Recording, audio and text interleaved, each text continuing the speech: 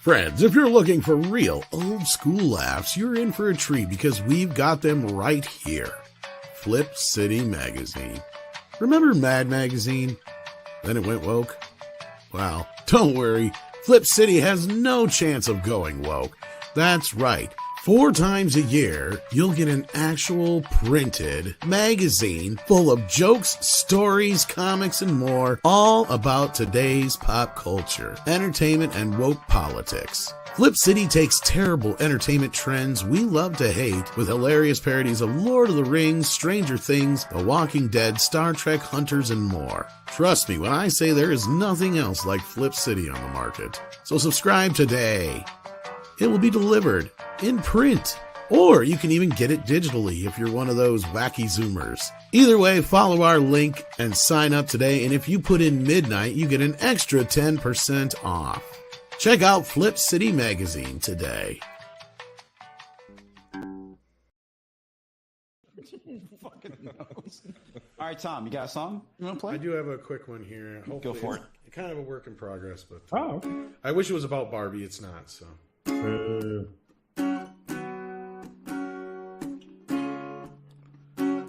it kind of goes along with something you guys were just talking about.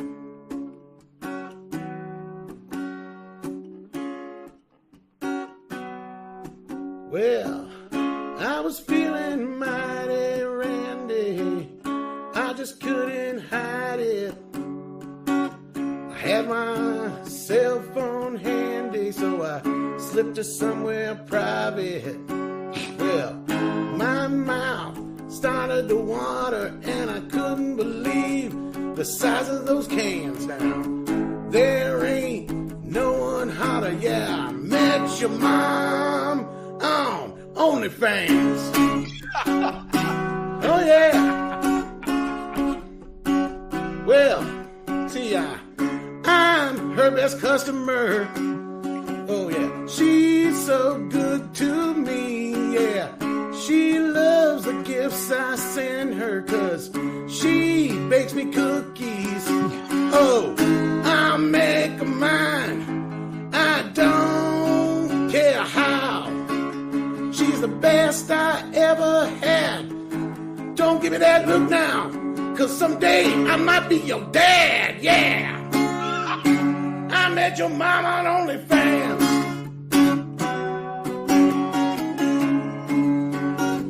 And I'm gonna make a mine. Yeah. That's right.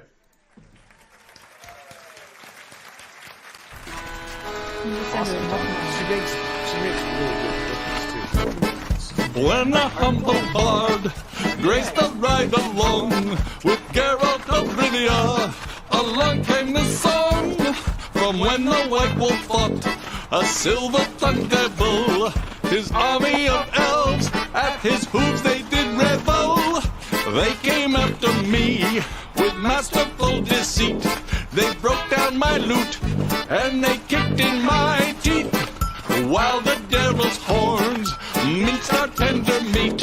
And so cried the witcher that he can't be bleed. Hey, toss a coin to your witcher, oh belly of plenty, oh belly of plenty. Oh, toss a coin to your witcher, oh belly of plenty. Toss a guy a coin. At the edge of the world, fight the mighty horde that bashes and breaks you and brings you the morn. He thrust every elf far back on the shelf, high up on the mountain from whence it came. He wiped out your pest, got kicked in his chest. He's a friend of humanity, so give him the rest. That's my epic tale, a champion prevailed, defeated the villain, now pour him some ale. Toss a coin to your witcher, oh belly of plenty, oh belly of plenty. Oh, toss a coin to your witcher, a friend of humanity. Toss a coin, he's a friend of humanity. Hey! I'm friends with a manatee. What? Makes no sense. Toss a coin to your witcher, oh belly of plenty, oh belly of plenty. Oh, toss a coin to your witcher.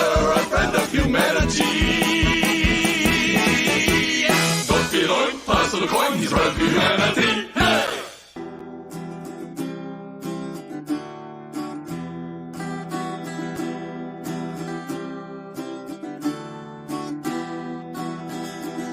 I'm just trying to be president, but I don't know where my medication went. I must have lost it when I fell up the stairs. Oh, those black kids really love my leg hair. So Brandon, go round and round and round. Falling up the stairs is so much harder than falling down. Oh, falling up the stairs is so much harder than falling down. I lost my son in Vietnam. His name was Lieutenant Dan. He lost his legs and he ate ice cream. Oh yeah, shrimp and boat was his only dream. Oh yeah, we are all living the American dream. Did someone say ice cream? I hear voices, they tell me what to say. Oh, in my ear all day. Read the prompter, watch out for the pull. Snap, snip at that kid.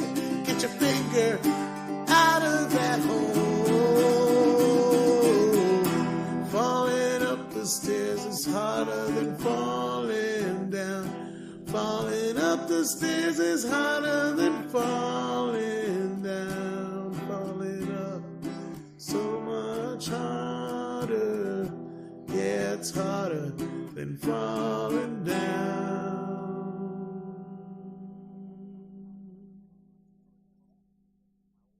Come on, man. This sucks. Yeah, me. It really sucks.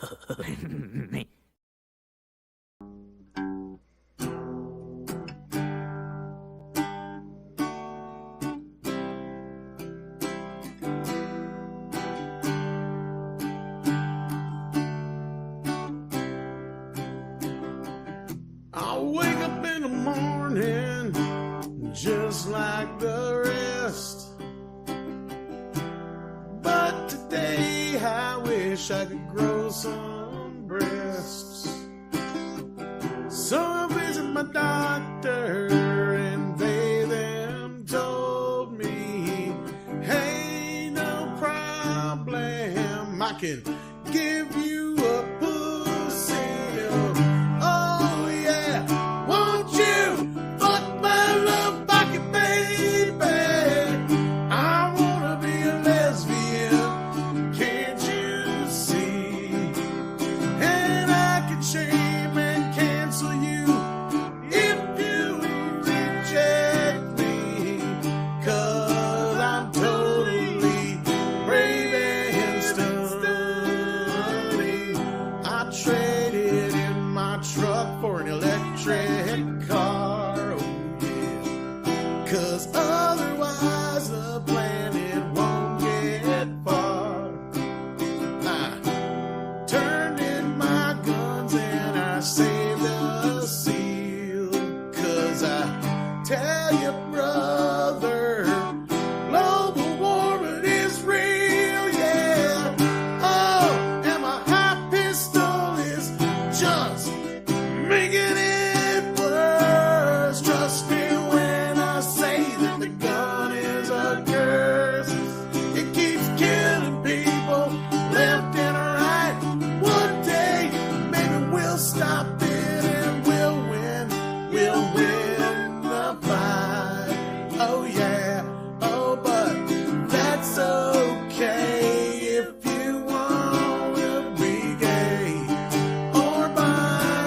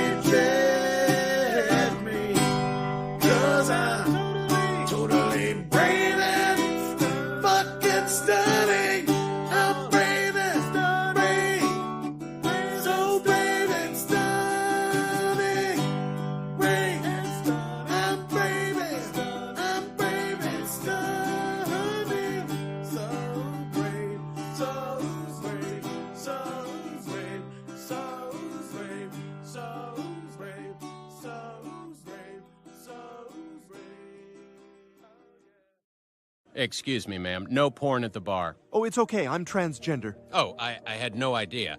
Do whatever you want all the time. Uh-oh. And we get our musical interlude from Tom. What do I have to do? What do I have to say? Yeah. What do I have to go through to make this bitch go away? Well, every morning that I get up, I see the news on the Twitter. They say that they have finally given up. Oh yeah, sources say she's a quitter. Oh yeah, but she destroyed my galaxy far, far away and made Willow go far, far astray. Well, now she's gone giving Indy a Viking funeral. What's next, ladies and gentlemen? Is it Howard the Duck, the musical? Oh no, it's nothing taken, it's no one safe. Oh yeah, might as well give up, bitch, checkmate. I don't care what you say, you're such a liar. Kathleen Kennedy will never retire, yeah. They will find a necromancer to animate her fucking corpse. That's right.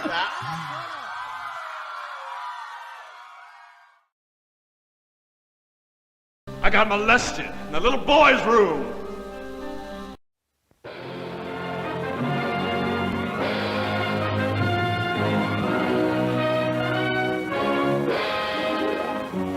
Television highlights of the news of yesteryear.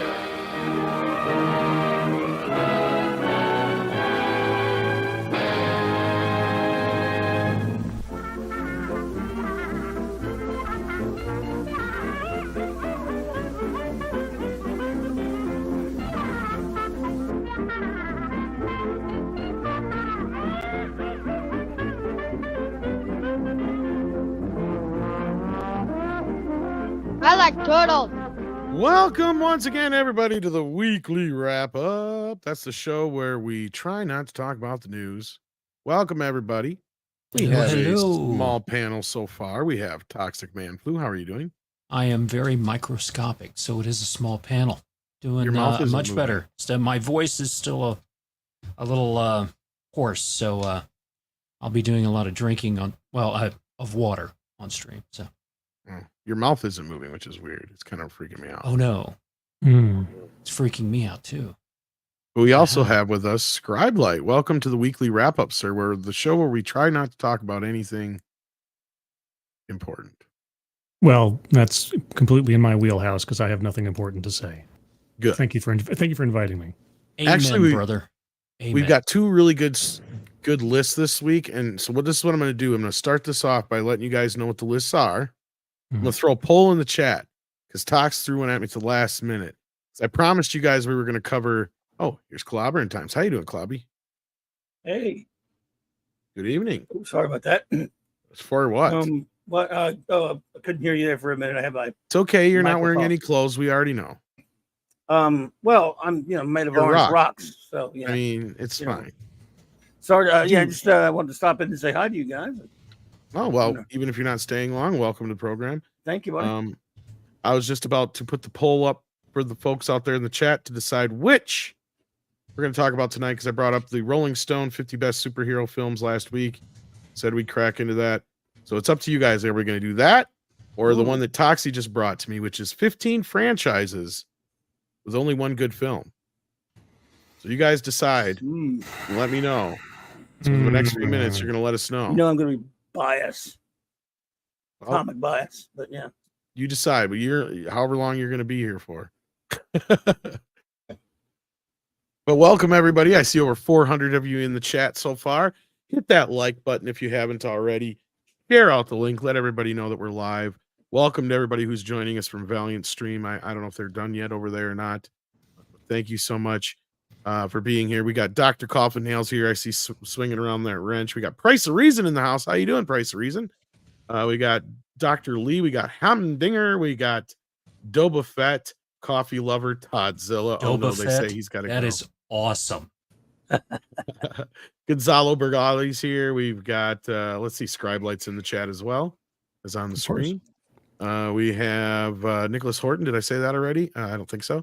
RJ Godzilla. He's also got to go, according to Tokyo. Randy Soto is here. Rob Altus is here as well. And Chris is excited to see Scribe, which I'm glad. We got Mark's 47. Chris. We got Rhino the Hamster. That's a heck of a name there. Are you a rhino hamster or just Rhino the Hamster?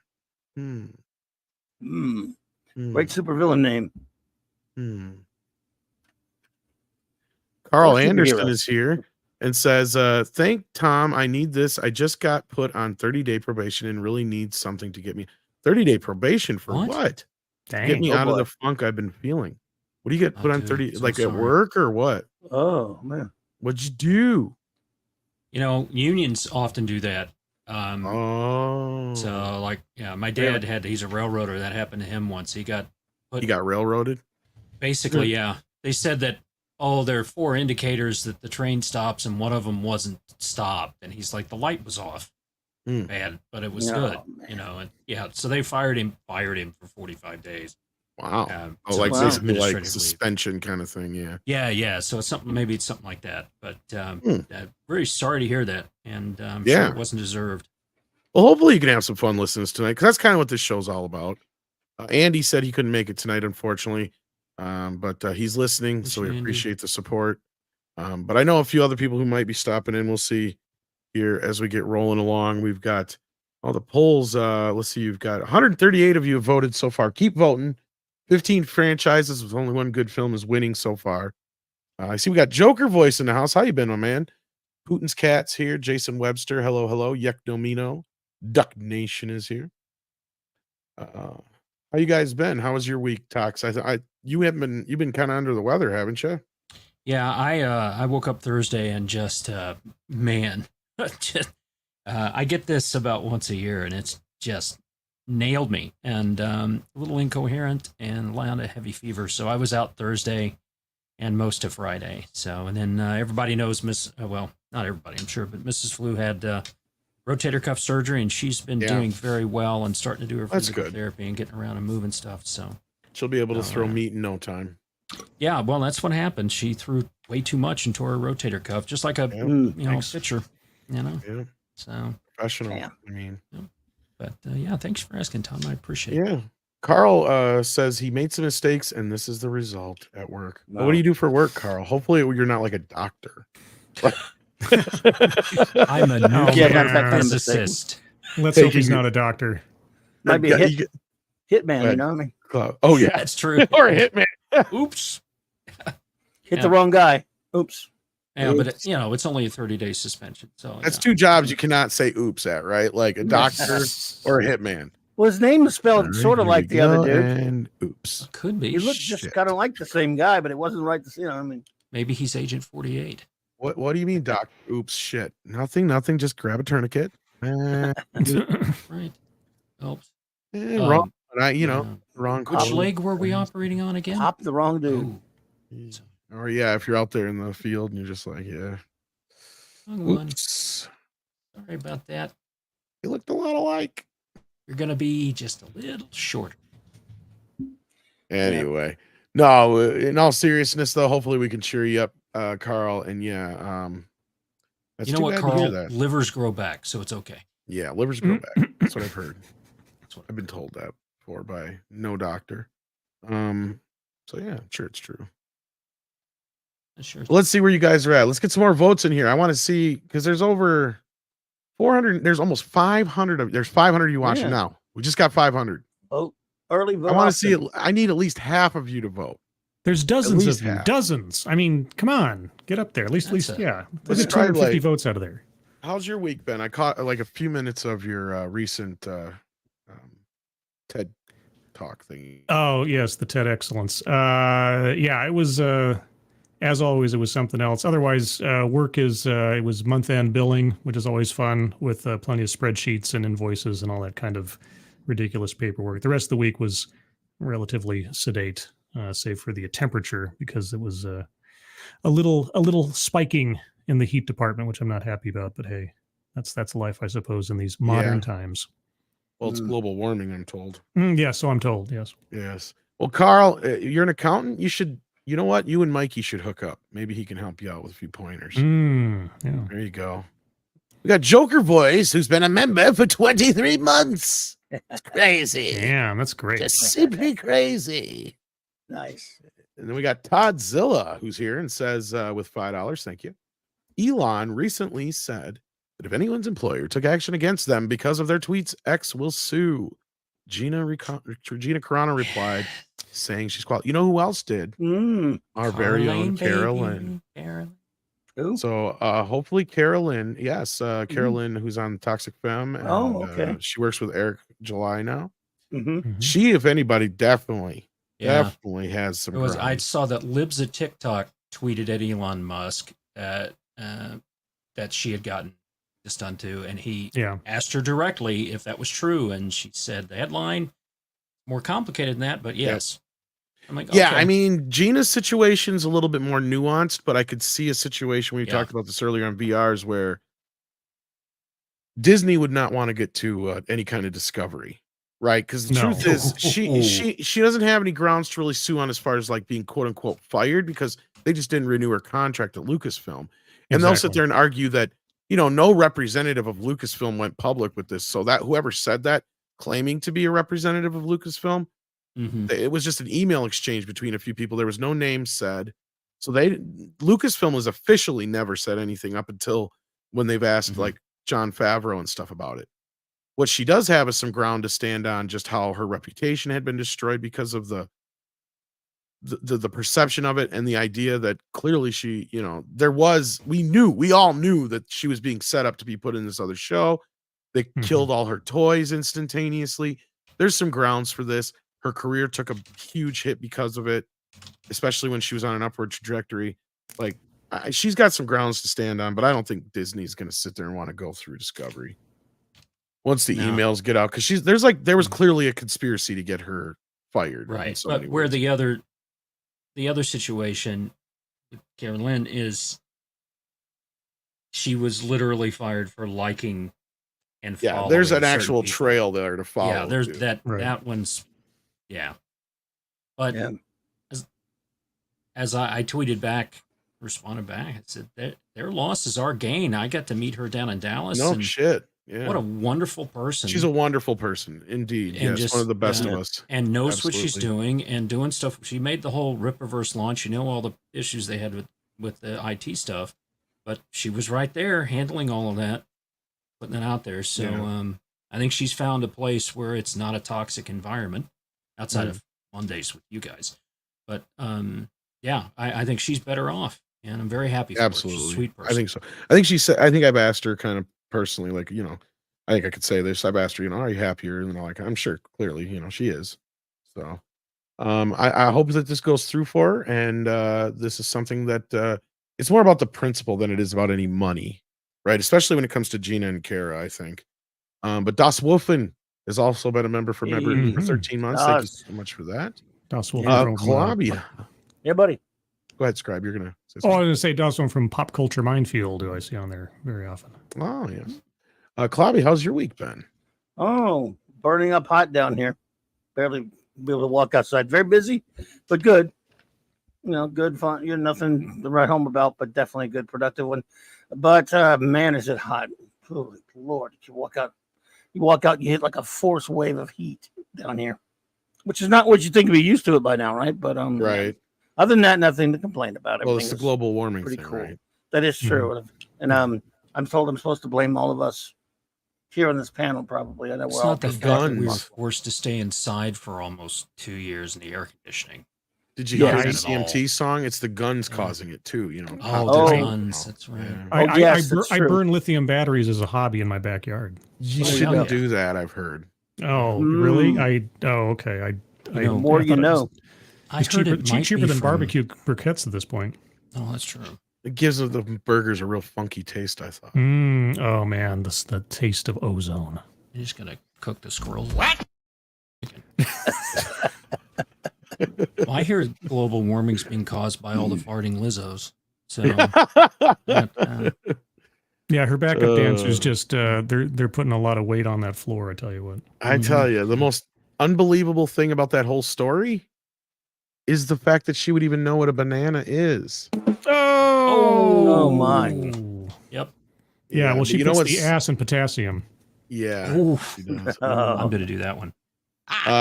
Joker's voice says, "Oops," from our tattoo artist. Yeah, it's not good either. That's another. Let's add tattoo artist to that. Yes, definitely. Tattoo artist. Or, Jason Webster has become a member. Awesome, Jason. Let's see what level. Maximum effort, puppy. Well, we got a sticker just for you, or that's what we call them here, but they're actually just videos. But here's a maximum effort puppy for Jason. Thank you so much, Jason, for being a member and supporting Midnight's Edge After Dark. Oh man. So go puppy go. There you go. Porthos. Let's see where we're at in this poll here. We have 256 votes. All right. Over 500 people watching. That means less than half of you have still voted. Can we get at least a third to 2/3 of you voting? Not all the precincts are in yet, but it's looking which way is it looking? Wisconsin is still reporting. So Mark Daly says Gina suing Disney with Elon's lawyer going to need a second popcorn popper to keep up. I know, right? If only. It's gonna be interesting. Yep. Interesting times we live in. You know what's about to end this poll soon is about 2 minutes before you end this poll. 50 best superheroes going to get about 5,000 votes. You know, well, they're going to find some on the coast. Well, that's I'd love to take up. Sorry, go ahead. Subject. No, go ahead. Go ahead, Oscar. Oh, I was going to say, who I'd love to take up Elon's offer, James Gunn. You know, he could almost. I mean, there's that one guy that got booted off of Twitter and sued the government and all that stuff and came back. What was that guy's name? I mean, technically, Gunn would fall in there. Roseanne would fall in there. Yeah. The other orange guy. Imagine Roseanne suing ABC with Elon Musk's credit card. The only thing that she might have working against her is if there was something in their contract. Because if you go by morals clause or something, if you go by the book, because that's the thing. For those who don't know, Weatherman Bob, one of his other big claims to fame was he was one of the people that was around when Roseanne became big, and I think he was one of the producers on the show or one of the people that greenlit it or something like that. But him and Roseanne have a past. And anyway, in the book, Taking You for a Ride of a Lifetime or whatever it's called, he flat out said that him and Roseanne had an understanding or an agreement. I don't know if it was in writing or not, but I would imagine so, considering she probably hasn't sued yet. That if she fucked up, that was it. Because for those who, of course, know Roseanne at all, she has a history of saying stupid shit sometimes. So, like, that's nothing new. And in this case, though, I feel like it was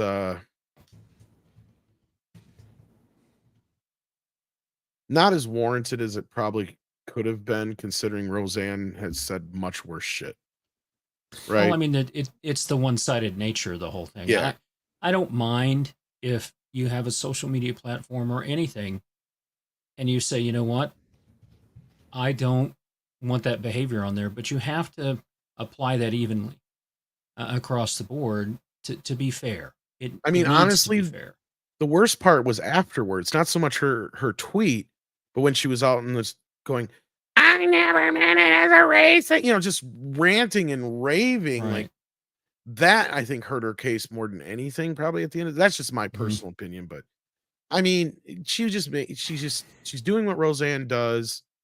The only thing I think that she might not be able to sue is because if there's something in her contract. That's all I was saying. So that might hurt her cause. But now that we've got 294 votes in, can anybody else gonna vote? Time's now. Time's a wasting. Can I guess one of the franchises before you get to the list if we do that? Oh, absolutely, we can. Okay, I think that's gonna win. So From Dusk Till Dawn. That's probably one possible. That's one that comes. They only did 15. If not, that's a good one to. I have a feeling there's going to be some ones at the end of this. Let's just end the poll now. Hell with it. I have a feeling that there's going to be quite a few that will have to add to this list when it's all said and done. We got Kitty Bear, who sent me a pooper sticker, by the way. God damn it. Pooper stickers everywhere.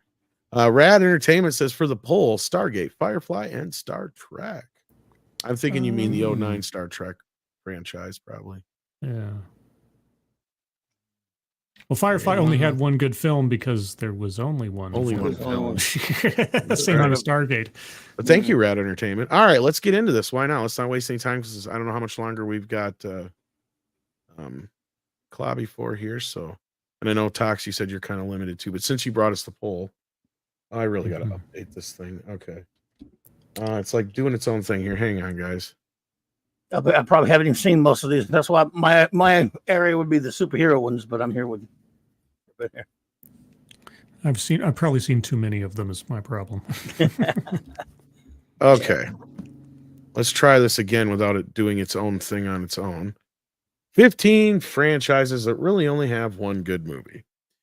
Now, this comes to us from CJ Irvin over at Sober Healing via Microsoft. 15 popular franchises. Here we go. There are tons of film franchises that seem to keep going on despite turning to trash. There are obvious cash grabs, and one online forum is calling them out. Some people suggest Star Wars, but come on. You know I can't print such blasphemy. Here are their picks. Do you agree? I already know what number one's has to be, but well, I don't know if they're going in a different order, but we got Fast and the Furious franchise. It's no surprise. Never Fast saw and Furious. I've only barely seen parts of it. I have seen all of them. All right. Well, is that a accurate assessment there then? Well, it depends on what you're going into this franchise looking for. Okay. I'm not going into this franchise looking for what I'm looking for out of Superman, Batman, Star Wars, Star Trek. Not looking for that. When I'm going into this franchise, I'm looking for the most ridiculous stuff possible. Yeah. So, this latest movie, okay. The previous movie, they drove a car in space. So they took a car, put it onto a rocket, launched it into space, and they made it so that the guy had to put it in gear and steer with the steering wheel to fly in space, okay? And the movie before that, they sunk a submarine with cars.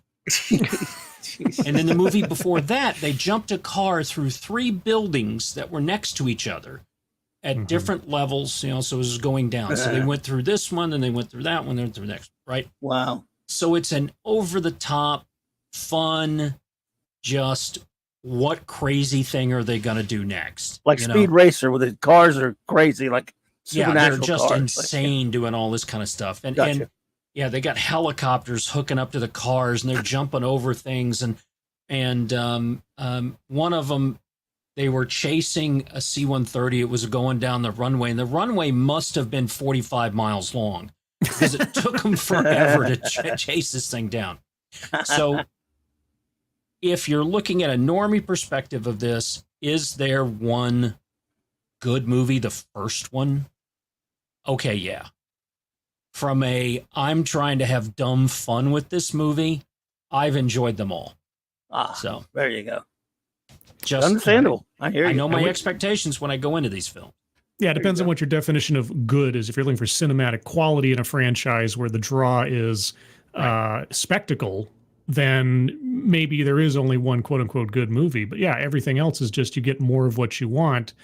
Like the Transformers movies. Like doesn't make any sense why these things make so much money, but people just like watching giant robots punch each other. Exactly. Like, I kind of know why these make so much money. It's the same kind of thing with like the movies from the 80s and stuff with like Schwarzenegger and Stallone. There's not a lot of dialogue, or the Clint Eastwood, Charles Bronson movies before that. They easily translate into other languages. Yes. Man drive car fast to get away from cop. Yeah. Translates very easily. And guys like cars. Yeah. It's a low barrier of entry for people to share an experience and enjoy something together without a lot of nuance. So sure, why not? Right. Exactly. Yeah. All right. Anything else to say about the Fast and the Furious? No, sure. Moving on. The Saw franchise is next. Never saw innovative, unlike any other horror film, to unbelievable torture scenes for sickos. When Jigsaw popped up off the floor, I think everyone in the theater collectively gasped, brilliant. I don't know. I never watched it because me either.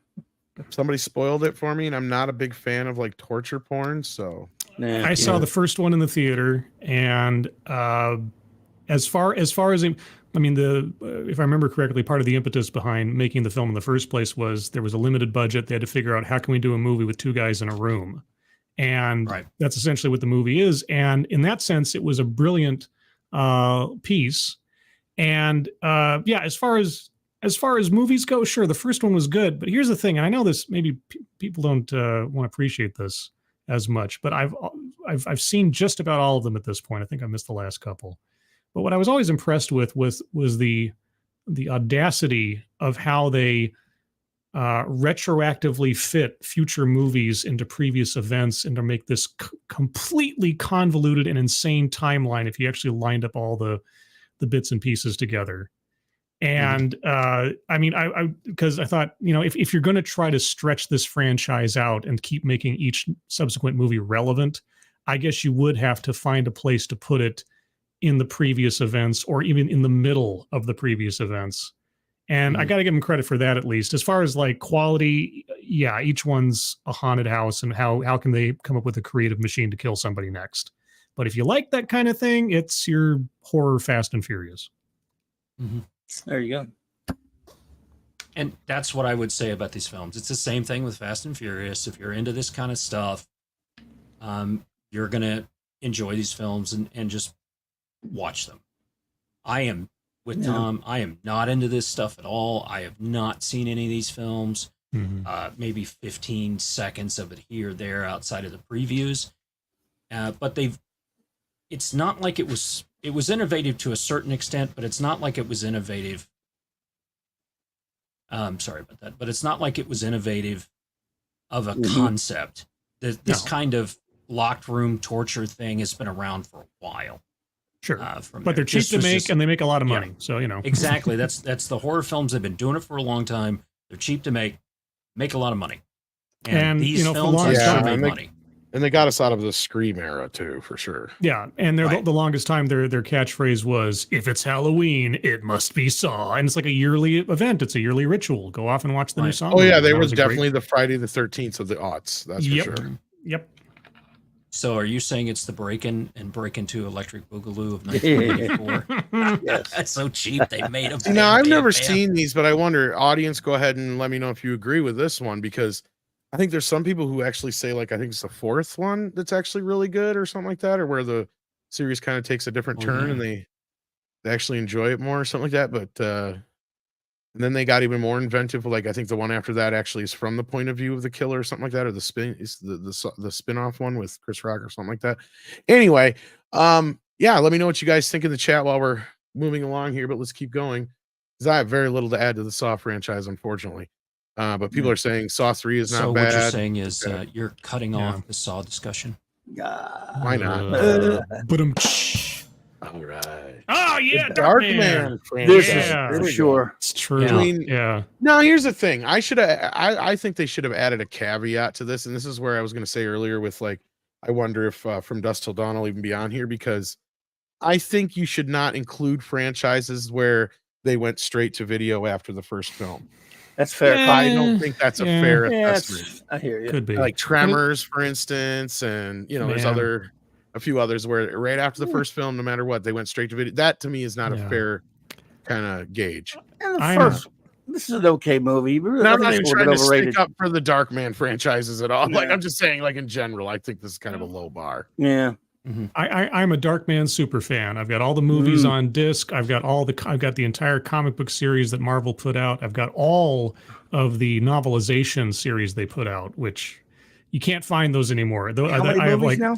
How many movies? There's 3. So there's Darkman 1, 2, and 3, and Darkman 2 and 3 were replaced with Arnold Vosloo, the Mummy, man who played the Mummy, and the costuming and everything else was pretty poor. And bringing back Durant and Darkman 2, Larry Drake is always fun to watch, but yeah, those direct-to-video ones were pretty poor. But the first one will never stop being a classic to me. There you go. It was pretty good. Agree with that. I thought it was a good film. I enjoyed it in theaters. Thought it was a good concept. But it's that revenge. It's kind of like V for Vendetta or Batman. Somebody was wrong. They hurt your family and you left you for dead. But you came back. Spawn came back and took your revenge. Or The Crow. Right. So to me, this is kind of a precursor to the Crow story and stuff coming out. I know, they're different, but it's that same plot.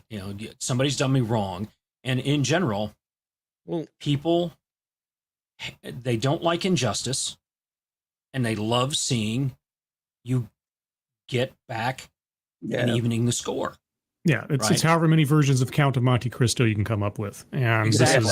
this is kind of like that, and so many other things. But and that's one of my favorite books of all time is that story, and I gravitated to this. I'm like, I like that. It's when they take these stories and they don't get back at them at the end. What was that one with Jamie Foxx and the guy that was in all Gerard Butler? Yes. Something citizen, law-abiding citizen. Law-abiding citizen, right? Yeah. Where he didn't get away with it. Oh, spoilers! He didn't get away with it at the end. That's a good one. Hacked me off to no, because here's a guy. What happened to him? And it was a kid, and all this other stuff. I'm like, I'm rooting for him to get back at these people that did him wrong and beat the system and get back at the system. And then at the end, he didn't beat the one guy that was the real problem. When I saw that, I had an inkling that they filmed two endings, and one tested well and the other one didn't, and the one we got was the one that tested well, except the one that we didn't get was the one that we should have gotten. Yeah, I think you're right, because it just seemed there was a point at the end of the film where it just seemed like, wait, what happened? Yeah, there was a change in the mood and stuff of the film. I'm like, okay, this is not right. Gerard Butler didn't look the same. No. Well, one thing I want to say just before we move on, since this is slightly crossing over with the other poll for superheroes, what a treat to have an original superhero character made for a film that was its own thing. Certainly, it was a combination of several different ideas, the Phantom of the Opera and Batman and the Shadow, sort of. In fact, I think the idea was that Raimi wanted to do a Shadow movie, right? But Because it wasn't an original comic book thing. It was just No, it was right. It's funny you're going to say that, because that was what I was going to say before too. Is like this comes from that era, Scribe, where we had not so much comic book movies were big because you had Batman and a few others, but you had a lot of these original movies like RoboCop, Darkman, that were felt like comic book movies but weren't. Yes, exactly. Yeah. It was a new superhero, new avenging angel kind of thing, and that's what excited me the most, because when I was a kid, because I was very familiar, obviously, with Batman, but then I saw this character, and it was just so much more, because of Raimi, just so much more brutal and visceral, but also funny. I mean, the the carnival scene with the elephant will never stop cracking me up every time I see it. It's just great. And of course, it was my first exposure to Liam Neeson, and I was an immediate fan from then on. And but anyway, I could go on for a long time about Darkman, but I love it. It was my first time to watch Liam Neeson as well. And he was great in this. And what got me about done this, like the Deadpool and a couple other minor roles, but go ahead. High Spirits. What got me about this is that he didn't have any superpowers. No. What he had really, was the inability to feel pain register in his brain. He could still break an arm or do whatever from there. And years later, the movie Kick-Ass is one of my favorite movies of all time. Number one, because there's a little girl cussing like she's in South Park. But number two, it's the same thing. The kid gets beat up to hell, and they replace most of his body with metal, and he can't feel pain anymore. So he's really good at getting beat up. Yeah. Right. And this person is super intelligent and is, got a little crazy going on because of everything that's being felt and all that stuff. And so it just was different. The other superpower, for the sake of the movie and the character, is that Liam Neeson, I mean, for all intents and purposes, played it straight. Like, I don't know that many other actors could have played the tragedy and the insanity, even though it was melodramatic, certainly.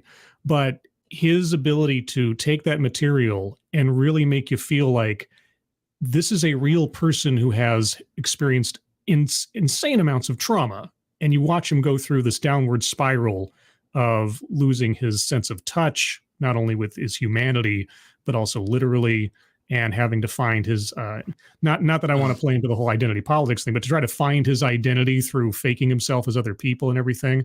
There was so much going on in layers there, and his performance, it would not have been a good movie if Liam Neeson hadn't carried that character with the kind of gravitas that he did. Yeah, I agree. It showcased Liam Neeson's capabilities, and we've seen what he can do since then. Yep. Yeah. And ActionCom said something about an update on the Saw thing. I think you meant to poll, if that's what you meant, ActionCom. I didn't see you respond, but I got to pull up right now if you think Saw belonged on the list or not. But we're going to keep on going, so vote on that, and we'll come back to that in just a few minutes here. The Hangover franchise. Okay. Comedy trilogy. The Hangover started with a full head of steam with the first film. Unfortunately, the second and third film seemed to hit a comedic wall, and they couldn't stand up to the comedic strength of the initial movie. Full disclosure, I've only seen the first one because I liked it better the first time when I saw it, and it was called Dude, Where's My Car? Not Dude, Where's My Friend? But I've never watched the second and third one, but I've heard horror stories about the third one. The second one's just basically the second one's just basically a redo of the first one, isn't it? Yeah, it's a one-trick pony. They should have stopped with the one race. That's it. There you can't. I mean, it's not. I wouldn't say it's impossible to take that joke another step further, but what might have made more sense. And I see this with a lot of franchises and TV shows. I really think that sometimes you should take a good idea, but then give it to a different cast of characters under a different circumstance, rather than trying to retread the old ground. But certainly the first one was great. Second and third were tired and kind of boring. I 100% agree with that. I've seen the first two, and after the second one, I'm going to try the third one. Yeah. So this definitely belongs on the list here, and you're right. They hit lightning in a bottle with the first one. This is greed. These other two, so they thought they could do something with the second one and the third one, and there's just the magic is not there. It's not the same as the first one at all. And I agree. This is the kind of thing that should be on this list compared to what I was just saying with Darkman. Like, I think Darkman, they're kind of beating up, the special kid. That's what I say, like the straight to video movies. That ain't fair. Now these were exactly really 3 high profile straight theaters movies or whatever is what I'm trying to say. Right. This was pure Hollywood greed. Those others was a smaller studio trying to capitalize, probably needing some money later on because they didn't have another. They were taking a chance on a sequel we normally wouldn't gotten. And it's a sequel straight to video, so it's not meant for, not a big blockbuster audience. It's not like the streaming stuff today. Yeah. Exactly. We have another member joining us of the panel. We have Jacob of Society Reviews. Welcome back to the program, Jacob. Hey, Jacob. What up? Glad to have you. For your information, what we're talking about here right now, if you haven't been watching, 15 franchises that have only one good movie. We started with Fast and the Furious, then Saw, and Darkman, and we're on the Hangover franchise. Anything to say about those before we move on forward? No, those are all pretty solid picks so far. All right. Well, we did have a little bit of a debate over the Saw franchise, and I'm going to end the poll now that we have over 100 votes. And it looks like you guys, by a slim margin of 57%, think that the Saw franchise does belong on the list. So we're just going to keep on going, trucking along here. Whatever, we got more advertisements. The Jurassic Park and Jurassic World franchise. Yeah, I disagree with this. I disagree. And I'll tell you the grounds that none of them were good. No, that was funny though, Jacob. I like The Lost World. I don't give a shit what anybody says. Even if it's just for that last 15 fucking minutes, I don't care. There was bits and pieces in the earlier parts I love, but I so much love the T-Rex rampaging through San Francisco or San Diego or whatever. San Diego, that's what it was. That I forgive all that movie's earlier problems. And not only that, to me, that raptor scene when they're in that tall grass and you see those, the 3 lines of the raptors coming in, that to me, Steven Spielberg hasn't done something like that since Jaws. That reminded me of the barrels in Jaws. I have a soft spot for The Lost World because I was in San Diego as a kid while they were shooting that movie, and it was a pretty big deal at the time when they were shooting it. And then we all saw the movie, and then it was like, after that, I can't defend shit. I don't know. I thought Joe Johnston's third film was mildly entertaining, but the first one towers so far above all of the other ones. I think that's why this is good on this list. Because I obviously dislike the second film more than you did, but even if you like things about the second film, the first one, I mean, it just towers over all the other ones to me, to the point where I can see it being on the list. Every time I see a sequel's coming up for a Jurassic Park franchise or anything, I think of that bit from The Critic where it's like Death Wish 12, and it's like I wish I was dead. You know, just stop. I wish I was really. dead. Just how many different ways can you come up with an excuse for dinosaurs to break out of the park? I mean, I suppose if that's your thing, Fast and Furious, okay. But the problem with Jurassic World, like the whole franchise, is that after the first one, they just get increasingly dumber by having them keep going. Because it's like, how many people need to get eaten by dinosaurs till you guys understand that this is a terrible idea? A great point, because you're like, all right, man. Once, okay, you get it. Second time, third time, you're like, wait a minute now. We're not learning anything here, are we? No. It's like, but even like with the Jurassic World, it was like, oh, we're having a theme park with dinosaurs. It's like, have you not learned from like the previous 3 times you guys tried live in the world with how many Fast and the Furious movies? So I'm going to forgive that part. My problem is this: I agree with you to a point, Jacob. My problem, it's more so that they have never given us they've never fulfilled the promise that they always kind of tease at the end of almost every one of these movies. They have teased what we got for the first 15 minutes or so in that last Jurassic movie, and they kind of forgot about after that. Oh, so what was it? The Jurassic World, the second one, the one with the Chris Pratt one. That ending of that movie made me so angry. I wanted to punch a baby in the face. That was a stupid movie because it was just all in a freaking mansion. And I'm like, how do you do a Jurassic Park movie as like a horror movie in a mansion? That just doesn't even make sense. But anyhow, my point is we've never actually seen the entire world taken over by dinosaurs. They kind of teased us with it, but we've never actually seen the ramifications of it. So what you want is the second movie in the Planet of the Apes trilogy so far, where like the world's been basically we get Land of the Lost, basically. I want what basically Westworld was and Jurassic Park always promised us to be, and what we got for like 15 minutes in Jurassic World 1, and what we got for 15 minutes in the last Jurassic movie. Basically, this idea that first of all, the park, everything goes in chaos, and you got a park full of people. That's one thing we barely got in that movie, and it pissed me off. And then the last movie, it's like, okay, now you have a world where supposedly the last few years, people and dinosaurs have lived side by side, yet the rest of the world is somewhat functioning like normal. It makes no fucking sense. Like they open up the whole movie with this grand idea. You've got dinosaurs on the freeway. You've got all this kind of shit. Like, come on, you'd have kids getting picked up by pterodactyls and shit, man. Like, this would be utter chaos. You'd have the military basically on full alert 24/7 if this was real. The legal liability from the first Jurassic World movie would have like sunk them for like 8 generations moving forward. But that's the point, Jacob, is it should have gotten so far out of control, and that's where the beauty of having Jeff Goldblum come back and saying, well, I found a way. Yeah, it did. And everything you fucking predicted that would happen happened. We've never gotten to see that prediction, right? Like that's what's bothered me. Is Dino-pocalypse. Dino-pocalypse, exactly. Like we should be living in a world by that third fucking Jurassic World film. It's not living up. It's not fulfilling the title at that point. Right. It's not. Well, this movie series is like teaching baby swimming classes in a Shark Tank.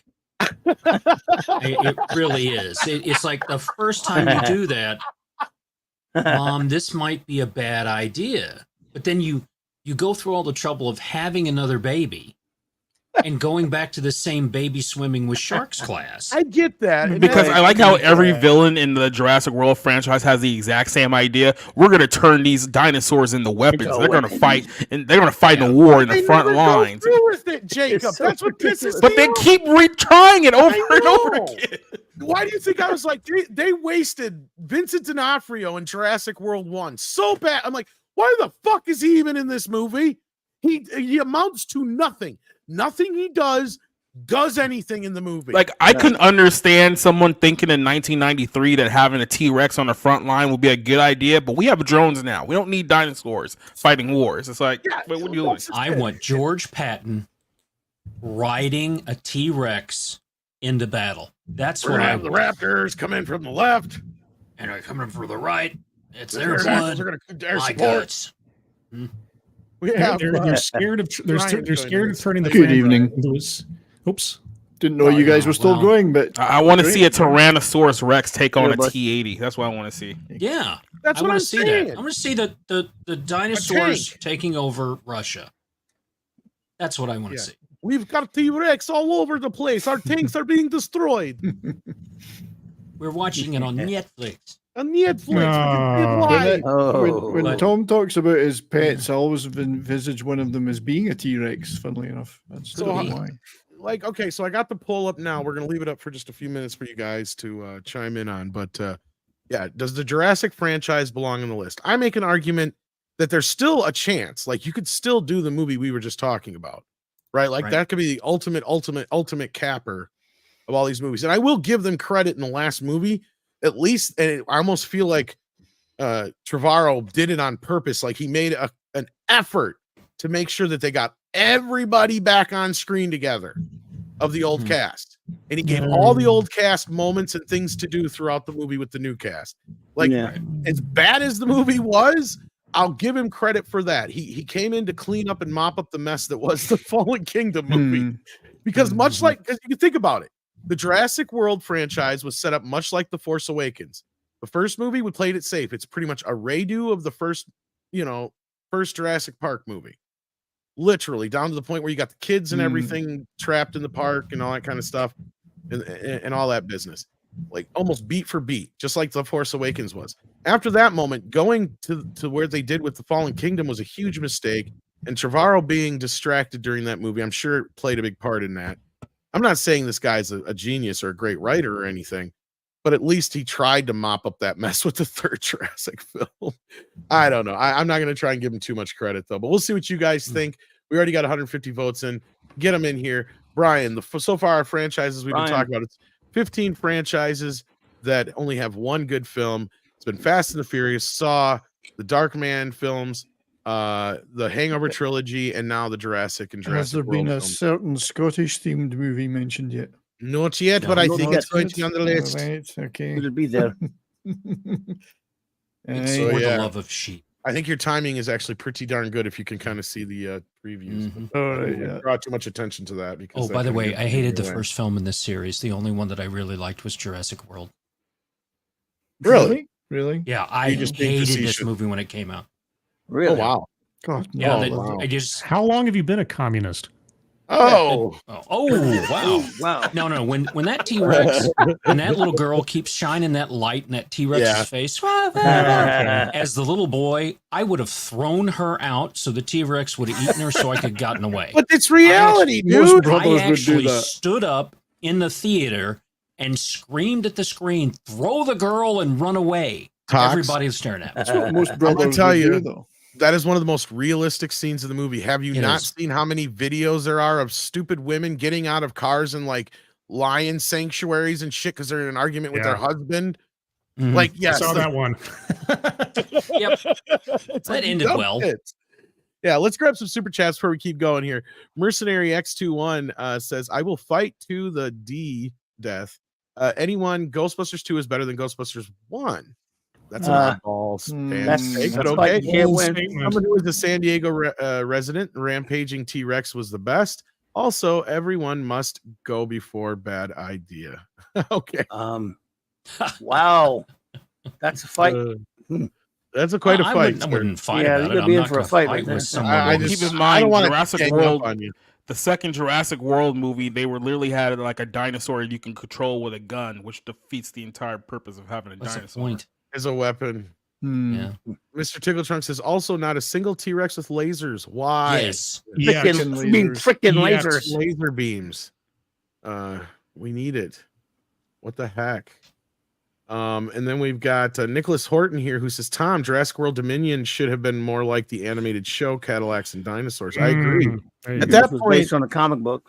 Yeah, like I don't understand what they were thinking with that movie. Like it is one of the biggest what the fuck moments since probably Nightmare on Elm Street 2 in a franchise. You're just like, what the fuck? Like you have everything you need to make an excellent sequel here, and you went this direction. All right, whatever, dumbass. I can't believe that movie made so much money. But anyhow, moving on here. Let's get to the next one here. Well, there you go. Here you go. Your prediction came to be. Hey, what you on? But again, I make the argument: should it be because they're all straight to video after the first? Yeah. Wait, there was more than one. Yeah, there was Yeah, there's Hangman's 3 of them. Daughter. There was one with And there was a John Bon series. Jovi. Yeah, Bon my Jovi was in God. the second one. Oh, Well, yeah. Which one of the No, I'm sequels thinking of wasn't vampires. that Sorry, I'm bad? thinking of vampires. I was thinking of vampires. My bad. I'm trying to think. There was one of them that wasn't too bad. I think it was the prequel, the one that actually kind of sets up the whole reason that the bar's there. That would be Maybe From I'm Dawn Till wrong. Dusk. From Dawn Till Dusk would be the prequel, wouldn't it? Yeah, there was one with Robert Patrick. I think that might have been the That second was the one they did. sequel. Yeah, and I think the Yeah. third one was because then the third one, the reason I like it is because they bring back like Cheech Marin and Yeah. Danny Trejo and a bunch of those guys. Hangman's Daughter. Okay, I that's think the one. Hangman's yeah. Daughter was the prequel. Was Hangman's Daughter the prequel? Yeah, Yeah, I think so. Hangman's Daughter. I remember Hangman's Daughter not being that bad, but yeah, the idea that the franchise simply goes straight to video, it's no longer like film releases. Does it count? Well, you can still have good movies even on direct to video sometimes. So was the premise that the subsequent movies, the sequels, ruin the franchise or just are not as good? Not There's good. just only one good movie, really, is what they're Right. doing. One, Okay. yeah. Okay. Right. Because they don't Yeah, ruin sure. it. I don't think they ruin the franchise. I don't think people No, would even no. associate them so much with it. No, that's not even the argument. It's the typical argument of, like how we always say, Unnecessary. yeah, like Unnecessary, yeah. how most people Don't say ruin it. Terminator is only 2 good movies, right? Yeah. Aliens, same Three thing. Yeah. Raiders of the Lost, or Indiana 3 Jones Indiana films. Jones movies. Yeah. Yeah. There's only So 3 yeah, Star no, I Wars love the movies. first From Dusk Till Dawn. It was one of those movies that I knew what it was about, but I loved watching with other people who'd had no freaking clue what it was about. Like my mom was a great example because she actually ended up liking the movie surprisingly, but like she had no idea what she was getting into. She thought it was like a typical Tarantino Pulp Fiction kind of movie. Then all of a sudden, Like a crime action thriller, yeah. she's like, "When the fuck did vampires get here?" Yeah, exactly. They've been there the whole time. That's right. Yeah, that's right. When you can take a chance on a twist like that, man, that was just A twist? amazing. Is what kind of a twister are we talking? The titty twister. A titty twister? The purple nurple. Look, I I don't- don't, I don't believe in even- vampires, but I think we all can agree what we just fucking saw in there was vampires. I don't even think of the sequels, to be honest. They never even spring to mind.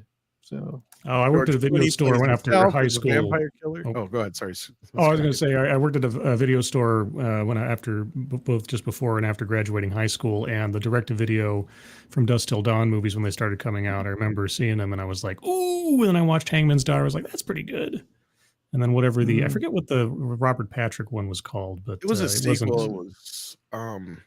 It was a. I'm trying to remember. They were 2 brothers. That's all I It was like remember. Blood They were Money like or something like that. something I Blood, think. Texas Blood Money, according Texas to Blood Money. That's Yep. what it was. Yeah, Yep. it wasn't that great. Hey, he's got a Yeah, they're cameo like by Bruce thieves or some Campbell, shit. so that's good enough. Yeah. Yeah, yeah. He was Wait. in the elevator. I remember that. Dawn to Dusk. I thought that was only one movie. It says Mercenary X21. No, I like they the did title of- sequels. Yeah. I like the title of the 4th one, Cancelled 4th Film. That's a great title. There was a TV show also. Says the Yes. TV. Yep, there was a TV series on Stars, I think it was. I watched most of it. It was, I mean, the girl that played the lead female vampire, she was pretty easy on the eyes. Other than that, And wow, the funny. Jurassic, you guys shot it down. Holy shit. Overwhelmingly was 60% of the vote out of almost 200. Wow. The franchise. All my does homies hate belong on the Jurassic list. World. You see, just to go back to that, the first film, I absolutely adore the first film, but I don't think the sequels disgrace it. And even No, and that's not the argument of that's not the argument. Yeah, I it's not think about they're it's not watchable. They're- disgracing it or that stuff. What it is that Fast and Furious has 10 films, but only one of them is good. It doesn't mean the others are disgraced or any of that. They're just Transformers not should good be on films. this list too. Because I'd say the other ones, even the Jurassic Kingdom ones, are okay popcorn movies. Yeah, and most of them so far, this has been a pretty safe list. But Yeah. like we predicted at the end when we get here, maybe I'm wrong because so far a couple of the ones I didn't think would be on here were because I thought they would avoid the straight to videos, but no, they went right for the jugular. They've gone for it. Yeah, I mean, some people wouldn't even count those. No, that's what I was saying. Is if maybe they just think the list wouldn't be as big. I don't know, but anyway, here we go, Brian. I mean, there was only one movie. Well, there might have been a third one. I could don't be recall only there ever one. being a second one. There's only one movie that I acknowledge. Yeah, There could be only one. Exactly. there was another one. There was no sequels to this. Was there? Did you ever watch the TV series? I've never watched it That was myself. I okay.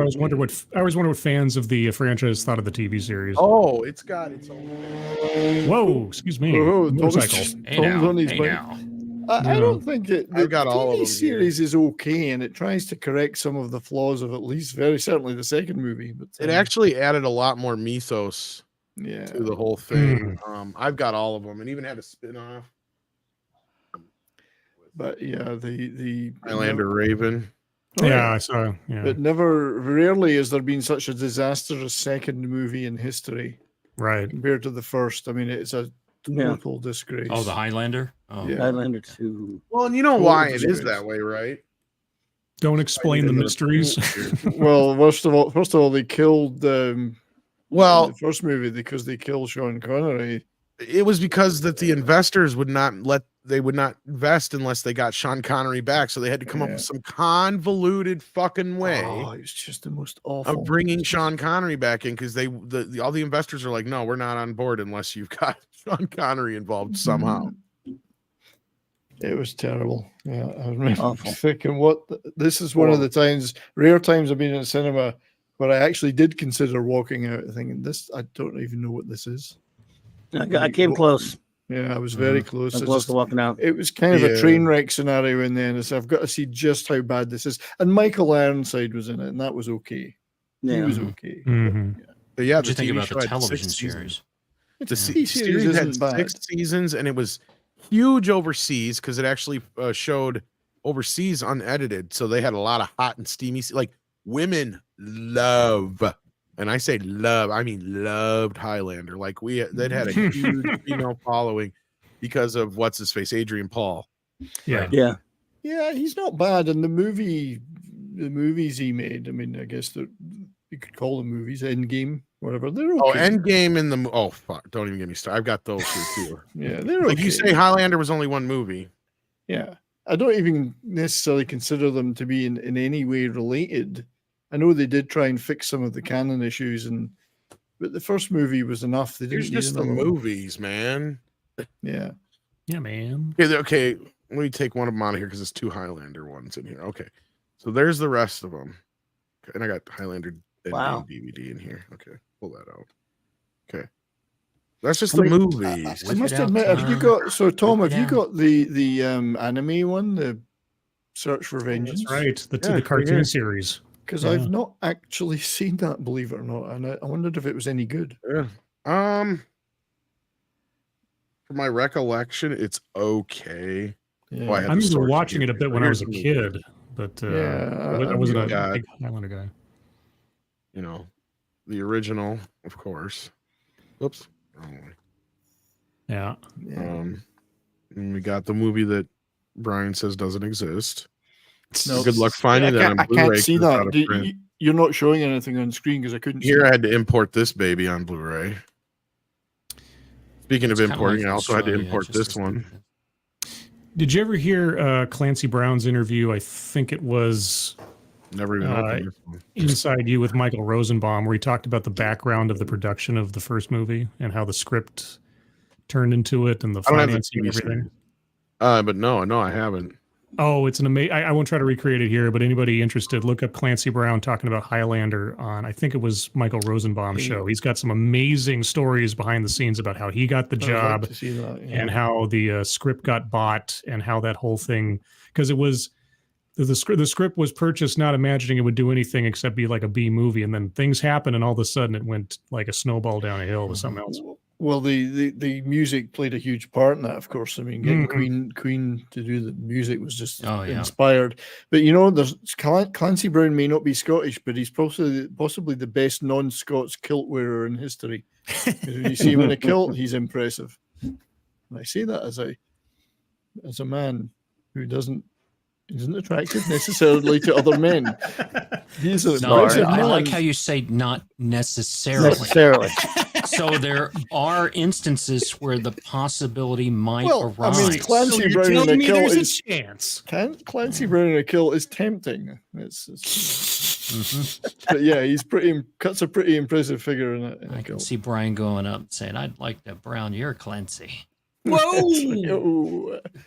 Can I call you one eye? Oh, sorry. Yeah. What show am I on now? On the again? list. I don't think you need to do a poll in the chat. This has got to be a near unanimous decision. Scribe, like, man, this is tame. I know. I'm no prude. You ain't seen shit yet. I'm no prude. Don't worry. No, Quincy Brown said. With us around here, yeah, you ain't seen shit yet. Marks 47 says Tox request has been fulfilled on Twitter X. Okay. Love the TV series Highlander. It's a great love. All the movies. And Adrian Paul is a hottie, says Kareen. I'm not surprised. Mercenary X21 says I absolutely hate Highlander 1. Pissed me off. How does Highlander 1 piss you off? One? Tommy Review says Highlander anime movie is really good. Okay, I'm gonna watch it then because I've never watched that. I'm gonna watch and it. then Kareen says they had a female lead at Highlander series 2. She was a thief and forgot the actress' name. Yeah, I showed that one. Yeah. Is that the Raven one? Yeah. Raven, right? Yeah, I'm trying to remember her name too. Filmed in Toronto, in Canada. Toronto. What isn't? Pretty hot. Oh, what isn't? Yeah. See here. Or Vancouver, BC, or something. I think going to animation with the animated series in the anime is actually a good move. If they just restricted it to that and never made any other movies, that would have been a good move. Elizabeth Grayson, it looks like here, I think. That sounds like a comic book name right there. That's her. Elizabeth Grayson. Yeah. Hmm. All right. Well, thank you, Kareen. And then let's keep moving along, boys and girls. Whoops, we had another one from Mercenary here who says Highlander TV show and animated stuff is better. Loved it. Well, that's fair. I can understand. There was a lot of fans from just the TV show. Yeah. I knew somebody would mention the Bill Clinton thing. What about the chick from Raven? She was one of Bill Clinton's conquests. Look at. I didn't know that. Okay. Oh no! I did not know that. I remember that from way back when that show came out. It was all over the place. What did I do?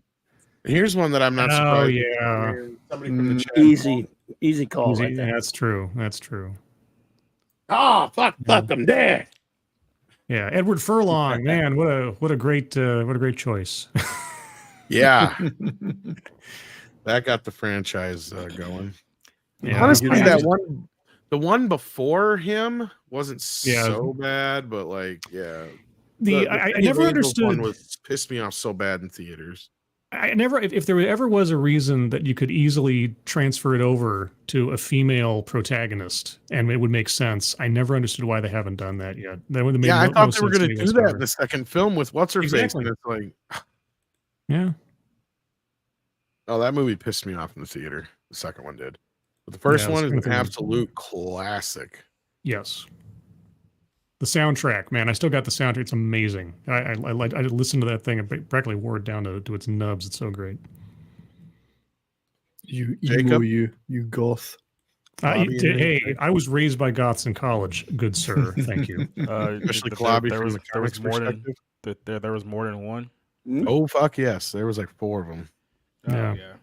I mean, I guess if you have to count all the ones that went to, was it straight to video that no one probably even knows exist, and yeah, this will probably be up there then. Well, City of Angels made a theatrical. I don't know if the other two did. I don't think Stairway to Heaven did. I don't think that did. I think that was direct to video. I forget about the other one. Oh, what was it? Salvation? Yeah, that's what it was. And there's that, and a remake. A remake has been in vaporware for decades now. Like every like 2 I heard or it's 3 done years. shooting. Well, yeah, I've heard that. No, I'm serious. Like with the Skarsgård one is done shooting. I heard. Really? Okay. Yeah. All right. Because at one point, Jason Momoa was supposed to be the new Crow. Really? Wow. Well, is this the Rob Zombie one we're talking about, or is there another planned remake? Or is there supposed to be a Rob Zombie Crow version? I think so. At some point, It's been in development hell for so long. Yeah, it keeps changes hands every few years. Yeah, I wouldn't be surprised if somebody told me Paul Feig was directing it. So, well, that might be interesting. That might be interesting. I think I made this comment when I heard that there was 45 Mattel movies in production, but it's like I don't think I want to review movies anymore. Yeah, the Crow starring Bill Skarsgård they actually managed to wrap the Crow without any problems. Now Russ, on the other hand, I mean, the extremely low bar of let's not kill our lead actor this time. Yeah, Rust, on the other hand, not so lucky, but What do you think about Bill Skarsgård as an actor? I beyond just being Pennywise, I haven't been sold on him otherwise as an wrong actor. choice I for haven't seen this. That's for yeah. sure. It doesn't make any sense for me as the Crow. There's so many Skarsgårds, I get confused between them all. That's true. Like there is. This There's is like the 6 of them. goofy one, Bill. There's a goofy. They all related? There's Bill, which is the goofy one. Then there's the sexy one. Which one's that one? Alexander. John Wick. Alexander. Stillion's the pappy. And don't include Peter Sarsgaard. That's a different guy. Different guy. name. Different guy. Yeah. Stellan's is the father of those guys. Stellan's the Alexander's father. Tarzan. Yeah. Alexander's the sexy one. Okay. Yeah. Yeah, Okay. I mean, he's in. I mean, he's okay, Bill. I mean, he wasn't in John Wick 4, wasn't he? He's probably the better of Count the of actors Monte of the Cristo two, or whatever his but name was. Count of Monte Cristo. Or, Not as the Crow though. Like Yeah, the Crow doesn't make any sense. And Clobby's got to get running. So on the note of the Crow, Clobby, on your way out the door, since it's a comic book franchise. Yeah, that's pretty no brainer, isn't it? Matter of fact, the only one I was ever even interested in was the first one. And after that, who wants to watch any sequel to that? The way things went down with those, so I couldn't even bother with the other ones. So right. So someone in the chat's asking who Peter Sarsgaard is. There was a singer called Peter Sarsgaard back in the 70s. Because I don't Brian know. has to complicate things. Thanks a lot, fellas. Take care, Everybody have a great one. Good night, everybody. See ya. Okay. But there's also another Skarsgård that isn't related who's an actor. I can see one coming up I'm going to have a big problem with here. But anyway. Uh-oh. Okay. Mr. Tickletrunk says the Crow TV series with Mark Dacascos was mostly decent. I'm one of the fans of the second Crow movie. I like the change the dead loved one 6 to 7 out of 10. Oh, I just couldn't with that second one. It pissed me off so bad. I just remember City of Angels just having the Fallout New Vegas tint of yellow on everything, and it was just hard to watch. Harvey Weinstein butchered it too, so I would watch the Yeah. extended cut to give it a shot, but I just don't think there's a good movie in there. No, it really wasn't. I could be wrong, but All right. oh, here we go. We're 6 when we need her. There were no good movies. Oh, the The one night Twilight she has to be series. working. There were no good movies. I was Yeah, that was a good just about to Twilight say movie. that. This does not belong in the list because it does not qualify. That's right. It Yeah, doesn't even exactly. get past the starting line, does it? No. Which one was the one where she slept with the director? Oh wait, that was the one with Chris Hemsworth. Never mind. Yeah, that was the. She was Snow White. I mean, we got this new Snow White, right? And everyone's saying that the stepmother is more beautiful than the Snow White. Yeah, Gal Gadot. That's what happened in her 2 movies that she did about that. So, well, one of them If she was in, and she wasn't in the second one. If she was in it, it would be called Snow Shite. Snow Shite, very good. Hold on. When you said which one slept with the director, I thought you got confused with the Underworld series for a second. I don't know. Oh, yeah. Oh no, I said talking about director, sleeping not with the producer. If I said producer, then Underworld and Resident Evil would apply, but that's not. Okay, Yeah, gotcha. that's right. Gotcha. Yeah, I think Randy's right. None of them would be. No. never No. would. No good We ones. don't even have 6 here to sit here and defend it. So I think we just need to move on with this one. But as a Total chick garbage. flick, that's fine. Yeah. I'm sure they're all good for a chick. Yeah. Did the Mercenary werewolf Dude- boy want to fuck a baby in one of those movies? Like, I don't know about that. Mercenary X621 says Crow movie and TV was awesome. That's all. Yeah. Fair enough. And then Mark Mercenary comes in again with there was a good Twilight movie. Where? I call BS. Exactly. Yeah. We're all calling 100%. BS. We're done. We're agreed. Yeah, we're done with this one. Yeah. We are resolved. That's a wasted spot. The Thor franchise. I disagree. I like Ragnarok. I will defend I did like Ragnarok. Ragnarok. I did. It was okay. I I'd say mean, Ragnarok here's is the even better thing: than the first one. Ragnarok was like the best Thor movie by default, only because all the other ones weren't very good either. You got a point. Well, Ragnarok might be the only good one of this franchise. Maybe that's the argument. The trouble is there's a massive anchor around most of the Thor movies, and it's called Tessa Thompson. That is Most recently. 100% true. You're totally wrong. And then on the Twilight bit, Nelson Sharita says, "Wait, there was a good Twilight movie? When?" That's what we're asking, Nelson. We're just as flabbergasted as you. But yeah, Well, no, you know what was a good Twilight movie? the spoof movie that they made of it. Oh, Vampires Suck. Vampires Suck. That was fun. When the kid goes at sparkling and still burns anyway. That was cool. And I don't care what anybody says. I love Jeff Goldblum in this movie. I know it's at the expense of a Planet Hulk movie, but we were never going to get a Planet Hulk movie.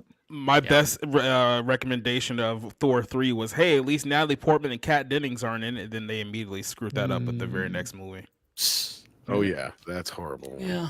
But yeah, I don't mind Goldblum in it. Carl Urban's always good. So yeah, it wasn't a bad movie. I have to say, I thought Ragnarok. I'd say, yeah, it was. It was entertaining, but it was also the start of the more of the downfall of the character and falling away from his more fantasy roots, which it was portend of what came. It was much more entertaining than Dark World, that's for sure. I also liked that it looked like a Kirby comic come to life. Yes, there was so much Kirby crackle going on with the designs of everything that that was good.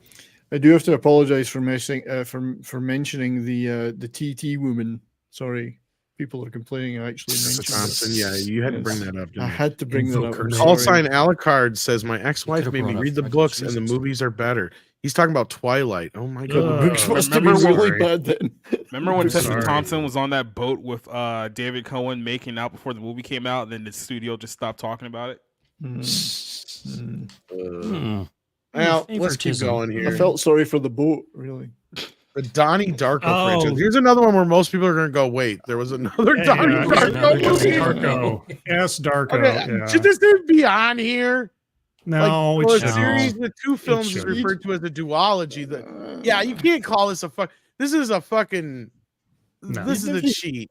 You didn't even think of the second one. This is their comment getter. Didn't even the director disown that sequel? I guess nothing to do with it. It's actually a prequel anyway, or something like that, or whatever. I don't time travel does weird things. Yeah, I don't know. Maybe it's a sequel. It's something to do with his sister or some shit like that. I don't remember. But... Nope, doesn't belong.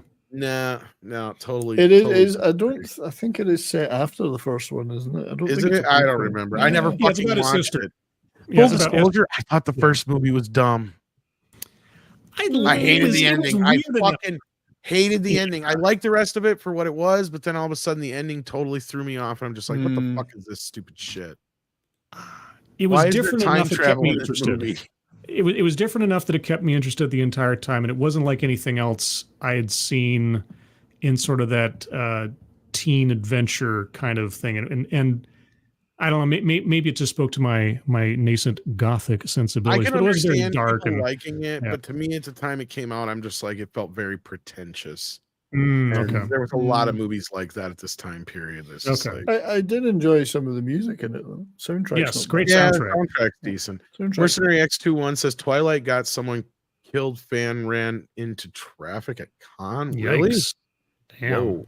What the hell happened this weekend with some YouTuber? They were having some big riot. Oh, so the Twitcher Or decided to give away free PS5s at a unlicensed, unpermitted event in the middle of what was it, like Union Central Square? Park? Basically, just told people if you want a PS5, show up to Union Square. Then 18,000 people showed up. Nothing would happen, would it? I mean, Jacob, nothing's ever going to happen. No. In the middle of New York City. No one's ever. You clearly didn't watch the Turkey episode. Yeah, that's right. Turkeys are falling like bags of wet cement. I thought, for the love of God, that turkey. What does he say? So, for the love of God, God is my witness. I thought turkeys could fly. I want to know if anyone got a PS5 at that event. I'd like to know. I'm sure a few people got tore apart for one. That's from what it sounded Yeah, right. like. Somebody got shot. Oh, geez. That's what I heard. Yeah. They used to hold those kind of events. That it used to be the police or the feds that would do it to trap people, and they'd send invites to certain people, and they'd turn up and arrest them. There used to be a time where you can do stuff like that, and people would act like a horror. Like people, like bands would have surprise concerts at certain locations and be like, "Oh, be here," and But the Beatles one was probably the most famous one, and that was one of the most uneventful because they wanted to get fucking arrested. That's what I love about watching the. Oh man, not to go on a total different thing, but have you guys seen the Get Back documentary? Well, Tom, you and I did 3 streams on it, so yes, I know you did, Brian, but I was talking about everybody else. No, it's great. Even if you're not a Beatles fan, like we said this in our review, it is a great look at just how an album comes together, and also looking at a group like, everybody in the world's seen the Beatles as the Beatles, but the Beatles even seen the Beatles as the Beatles. So like they're talking about them in the third person throughout the whole thing. And it is the weirdest shit in the world. It is the coolest fly on the wall seeing of like how even when you're at that level, you don't know what the fuck you're doing. Cause that's clearly that's what the whole documentary is about, is like, we've got X amount of days to do something. And if we don't do it, we lose Ringo on this day to a filming schedule. And we have no other time in our schedule to get this album done. So we got to do this in 20 days or whatever it is. And if we don't, we got to come up with something. So like for the first 5 days, they're literally just sitting there going, well, what do we do? What do we do? What do we do? Well, let's do this. Let's do this for the next 5 days. And then like, it was just, it's amazing just seeing them come together and figure it out at the last minute what they're going to do. Yeah, but you and I, Tom, know that Ringo, there were 3 other drummers in the band. He wasn't even the best drummer in the band. I know. John. Well, that's what's funny about the whole thing is like, we're going to lose Ringo. It's like, so Paul can do it. Yeah, but I actually had don't need him. You can keep it going. I had a really good show recently with Kevin Harrington, who was on the rooftop that day. He was the Beatles roadie, ginger-haired kid holding. That's up right. Go ahead and plug it. Yeah, great show. It was really interesting. Yeah, he wanted to get arrested, but he said they were only interested in the band, the police. They weren't going to arrest anyone else, just the band. You do get to see them at their normal, but you also get to see them in all their forms. It's kind of just amazing. And like I said, not even just for Beatles fan, but just to see how it all come together is just chaos. But anyway, moving on. Interesting to see the start of a band breakup being documented. That too. Yeah. You see the whole thing happening. Yeah. Hotel Transylvania franchise. Does this even belong on the list? Franchise? There was never watched them. Was any of them any good? Yeah. For kids, sure. So, yes, I have seen all of these films. They have a special place in my heart because I think they're funny and grandkids and stuff. All right. There's 3 of them, and it's the same thing as Fast and Furious. All right. If I'm going to sit there and I'm going to be saddled with the grandkids watching something for 6 hours, I'd much rather have like this 4 set or of 5 of these now. Yeah, there's a ton. I'd rather it be one of these than any of the Toy Story. Really? I can't stand. I've seen him too much. It's like "Don't Stop Believing" by Journey. One of the worst songs of all time. Why? Because I've heard it a billion times. I'm tired of it. These, I've got some grandkids that like it, some that don't. So when they put that, I got to imagine they improved when Sandler wasn't a part of them anymore. I do want to make a small correction here. Davina Duckworth said, like the Divergent trilogy. I just want to correct you. They only made 2 movies because the second one flopped so hard they didn't even make the third. So really? Straight. Oh yeah. Oh, that's right. I know what you're talking about now. Yeah. Oh, they didn't make the third one. No, they never did. Trying to get money for it, and they do it on a straight to streaming, and they wouldn't even do that. Yeah, Corrine says, yes, Hotel Transylvania are very good movies. Okay. She said plural. So should I throw up a poll? Is this one poll worthy? I mean, I honestly barely think that any of them, I thought the first one was passable. I need to ask my grandchildren what they think because I've never seen them. But I mean, does it belong on this list? I mean, even though there's been like, 3 or 4 without Adam Sandler now straight to video. Well, there was a movie, there was a television series. Oh, yeah, that's right. But there have been 3 films, maybe 4. They just put it. I was gonna say, I thought there was some new spin-off movie or something like that, Monster or something or other. I forgot what it was like. It's not Hotel Transylvania, but it's like a spin-off of it. Can't remember what it's called. Somebody in the chat might remember. All I can hear now is the Eagles singing "Welcome to the Hotel Transylvania" in a Hotel Transylvania. Such a lovely place. Here we go. Here's one we can argue about. The Godzilla reboot franchise. I disagree. I think most of them been palatable. As much as I bitched about the second one, it's still better than a lot of shit we get as far as popcorn movies. I will say we're talking this, like, I actually liked the first one a lot better than a lot of people did. Like, I didn't have much of a problem. Like, people had a problem when Bryan Cranston died, spoiler alert, but for me that wasn't like the thing that broke the movie for me, so I didn't care that much for it. But I think it was the last one. I think when they started adding Kong to the series is when I was like, yeah, okay, now I'm kind of not with this. They're doing another one. Kong. Right, so we're talking about the 2014 onwards reboot franchise. Yeah. Godzilla. Okay. Right. Well, that other one. Yeah. the not the. Yeah, this is clearly, and I disagree. I love Kong, so like to me, this is what I've wanted for years. Yeah, I would say this. This got is to King not. Kong versus Godzilla. It was even the best. You need one to do yet. a poll on this one. And apparently, I have to be corrected here. They did do a third Divergent movie. The problem was they split the third one into 2 movies, and they only did the first part of that third one. So it was the second part that never came out. The third movie diverged. Yeah. Oh man. Well, I put a poll in the chat.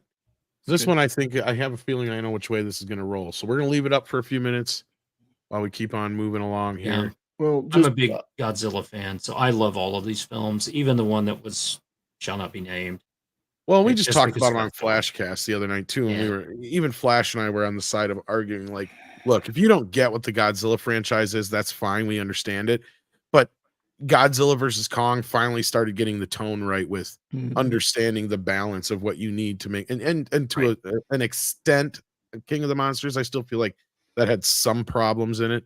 But the Kong Skull Island one and King Kong versus Godzilla really seemed to nail the tone of what they need to do. I did like the first one in this series too. I did too, but they needed to show more Godzilla. That was my problem. Yeah, a little bit more Godzilla. That's the only thing there. But the fact that, spoiler alerts, Godzilla didn't destroy Tokyo, but destroyed Honolulu and then San Francisco. I was like, oh, good. He's going the other way now.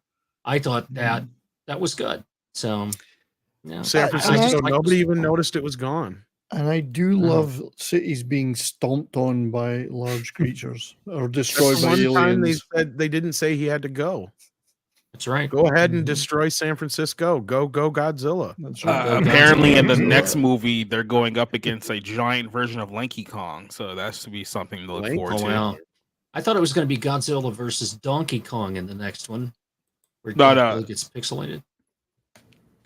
No, it was definitely looking Lanky Kong orangutan looking thing. Yeah, it wasn't nothing. Mercenary X21 says no Godzilla 1997 is better than all but Kong. Well, I think you mean Godzilla 98, Yellow Flash's favorite movie, of course. So did you say Godzilla was going to fight Donkey Kong? No. It would be. That would be good. I'd watch that. All right, well, we got the poll up for this one, so we got one more. What the fuck? Oh, Tom, you're gonna have a lot. Oh, wait a second. You're gonna have what? This is gonna upset all the Cobra Kai franchises fans. Where you can make an argument that the second film might actually be better than the first one. Yeah. And you're throwing this up there? What the fuck? Yeah, no. This does not belong here. It has at least 2 good movies in it, at least, so it doesn't count. The third film is decent, and in fact, I have argued that the third film has aged well, and Cobra Kai helps it. Especially when you got fucking Silver basically saying, "Yeah, I was on so much cocaine, I probably could have killed a pony." You know, like shit, explaining away why he's acting like a freakazoid in that movie. Maybe they're thinking about what is Will Smith's kid? Oh, that one. Yeah. Or what about the next Karate Kid? What about when it was Swank, Hilary Swank? You know, I used to hate the shit out of that one too, but you know they're bringing Hilary Swank in for the final season. Oh yeah, I can't wait. I can't wait. Oh, are they? That would be funny. I hope so. I mean, that's literally the only person they haven't brought back yet. The only part I really dislike now, I've seen it more in recent years. The only part I really dislike in Next Karate Kid now is the third act. Like to me, that's where the movie goes off the rails. I like the idea that she is not like Daniel, to where she's already had training. She just, she needs some little bit more guidance, like fatherly guidance, because she doesn't have any fatherly figures in her life. So that's a positive, especially considering the shit we deal with nowadays. That's a positive. And I like that she's a little bit different than Daniel. She's got a harder edge than Daniel. And then at the end, she's a lot more aggressive than Daniel ever was. And even though he was a little aggressive little bastard too, but I love the monk stuff. I love when he takes her to the monastery and all that shit. And when they come and visit, that's all good stuff. The part that I dislike is this militant fucking thing with the school. Like that makes the hall monitors like these military ran by what's his face, Michael Ironside. and you're just like, what the fuck is this shit? Like an ROTC program kind of thing. Of course, this was before a lot of the school shootings and stuff we've had. So like now it's a little more believable to a point, especially it feels a lot like Antifa. That was the thing the last time I watched it. I'm like, holy shit, this is very an Antifa kind of thing almost nowadays. But then the fight is just kind of lame at the end. That's why I dislike it. It feels very like forced, and it's just like kind of anticlimactic, really. They shouldn't even have had a fight at the end. That was where I think that movie just kind of screwed the pooch. It should have been part of it, not about leading to a fight. But yeah, everybody knows that Pat Morita's crowning glory of his career was American Ninja 5. Way better than these movies. I don't even know how they can have this on this list, since at that time people also forget The Karate Kid Part 2 was one of the few films in that era where the sequel actually made more money than the first film did. It was a thing. Everybody went to go see it. That second one was Karate Kid film. Everybody went to go see it. It was a huge film. Everybody wanted, and I was fine. I went it, saw it in theaters, enjoyed the film, had a good time. Not only that, it was one of the few films of that era where it wasn't a complete retread of the first film. That was the third it was film. A totally different story. Like they're like, oh, this is too much like the first movie. It's like, oh no, the second movie is completely, flipping it. It's more from me, more telling you more about. You're dealing with his past and why he was there and all that kind of stuff. So, I'm usually not very direct and I'm very reserved and I usually don't swear a whole lot, but putting this on this list is the dumbest fucking thing I've ever heard of. It really is. This is stupid. They do not understand the relationship between a mentor and a mentee, right? Because in the first one, it was the mentor bringing the kid up and teaching him stuff and everything from there. And then the second one was about them learning why the mentor is, what he did, where he came from and his past and all that kind of stuff. I mean, and Miyagi buries the hatchet with his old rival. Yeah, I love the second one. This is total crap. Didn't he bury the hatchet in his old rival? That would have been good. No. Miyagi wouldn't do that. That's the Saw series. That's the Saw series. Yeah, that's the Karate Saw. That's right. That's Karate Saw. Right. Do you want to play a game, Daniel-san? Yeah. The chain link. Hand off.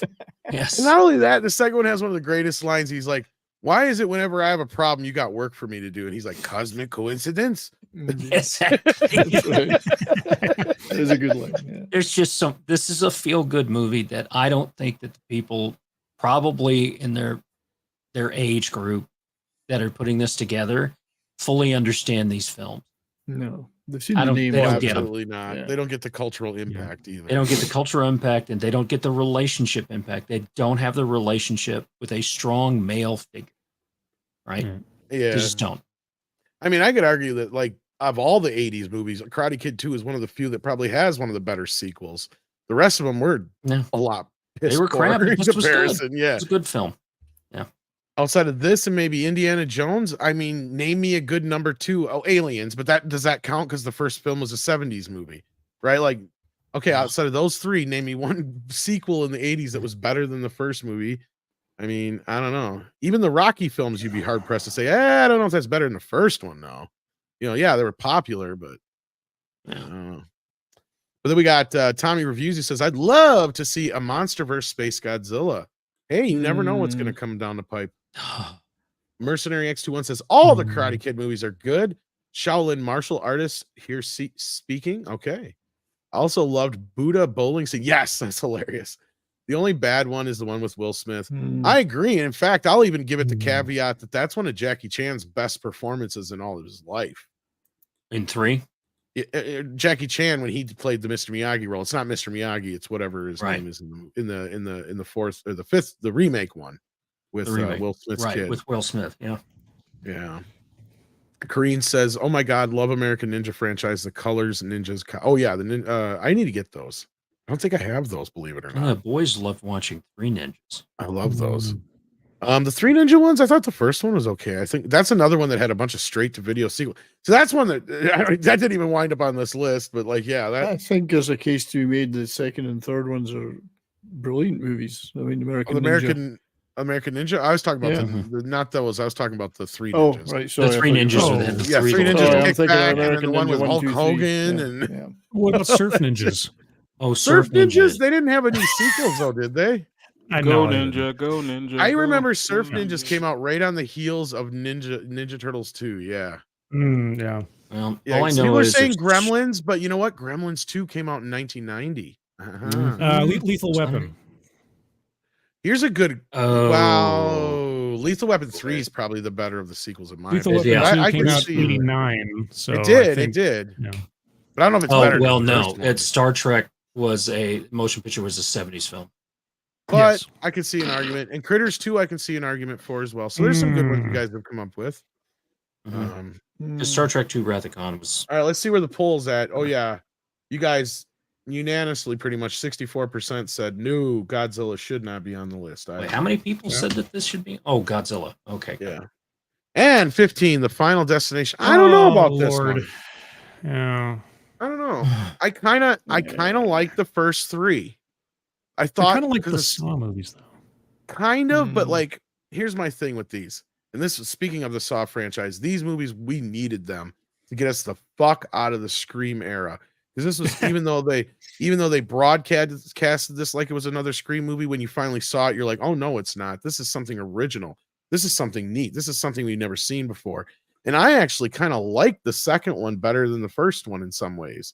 I think the kills and some of the way that they react to things are a little bit better. But the third film surprised me. I didn't love it, but I'm like, it was better than I thought it was going to be. Then the fourth one and the fifth one beyond that, yeah, they get garbage beyond that. I don't know. I thought it was a pretty clever premise.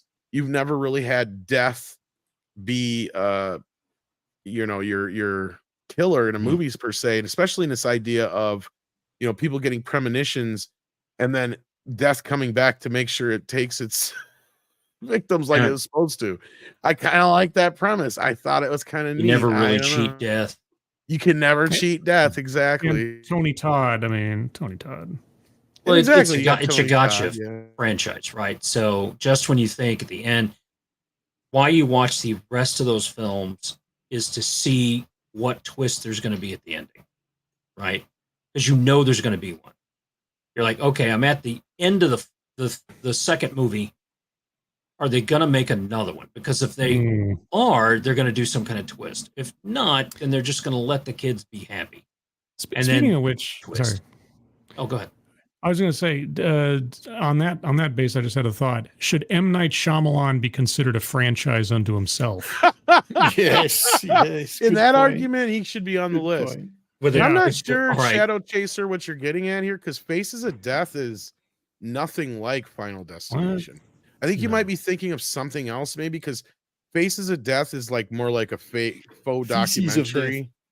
Yeah, I don't know, unless you're thinking of some other franchise, perhaps. I'm not saying you're wrong that this isn't something, because I could totally see this being ripped off from some, foreign. It might be. I don't. Yeah. Faces of Death. But Faces of Death is just the Faces of Death movie. All those were documentary style. Like they're supposed to be videos of actual death, and like only 5% of them are actual real videos. The rest of them are staged. Well, to go back to what Scribe Light was saying, about M. Night Shyamalan, which one of his movies would you consider to be the good one? That's the question. I would say Unbreakable. Unbreakable, I think, was phenomenal. Sixth Sense doesn't hold up after the first few viewings. You're kind of like, meh. Yeah, but I did like Signs, and that's one of those movies I can watch over and over again. So it has its moments, but I hate that fucking ending. That's just. The ending with the water thing and all. Yeah, if you think about Signs, it doesn't make any sense. That's what breaks Signs. Is like you could have placed those characters in that circumstance, loss of faith and everything, in any other completely explicable natural disaster, and you could have come out with the exact same story. I understand crossing the vastness of interstellar space. I'm sorry. No, I was just say, especially having a priest face the face. He's already in a problem with having a crisis of faith, right? Right. Adding aliens to the mix, because aliens even makes you kind of question it even more, right? So like I think that they missed the true calling of what this movie should be. I mean, I think that was the nature of the film was they're aliens, but his wife still knew what they needed to do to survive it. I get it. And to save her son. But I can see where Scribelight's coming from, because here's a species that can cross interstellar space but can't get through a wooden door. Yeah. Right. No, Signs, ideally, it's kind of retrospective, but Signs would have made more sense if it was taking place under the same circumstances at, Knock at the Cabin Door or whatever. Okay. Like if I would definitely if those say, two stories were taking place at the same time with the same events, but you're just looking at it differently, then the loss of faith and everything would have made a heck of a lot more sense with the family and everything. Here's why Signs has a special place in my heart. I really like Scary Movie 3. And they make fun of Signs in this one. And there's a scene where what's this guy that played Wild Thing, Tiger Blood guy? Charlie Sheen. Charlie Sheen.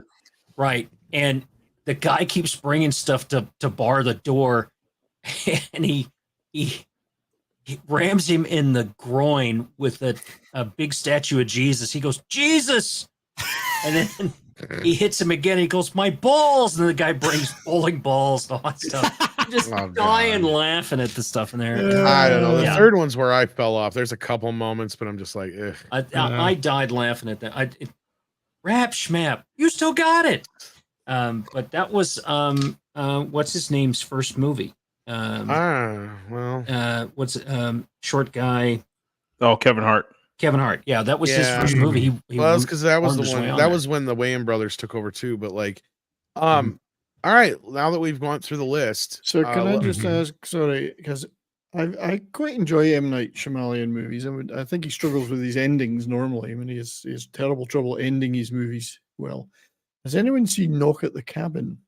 I haven't yet, but somebody just brought it up, so I'm assuming. Yeah, I've never seen it yet, and I wondered if it was any good. I don't know. No, I haven't seen it. If anyone here's seen it, okay. I avoid his movies unless a lot of people tell me they're good.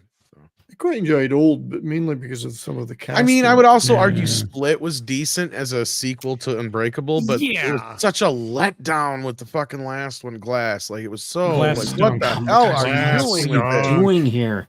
Yeah, especially knowing that you pretty much like dropped the ball on one of the final opportunities that Bruce Willis is going to have as a functioning actor.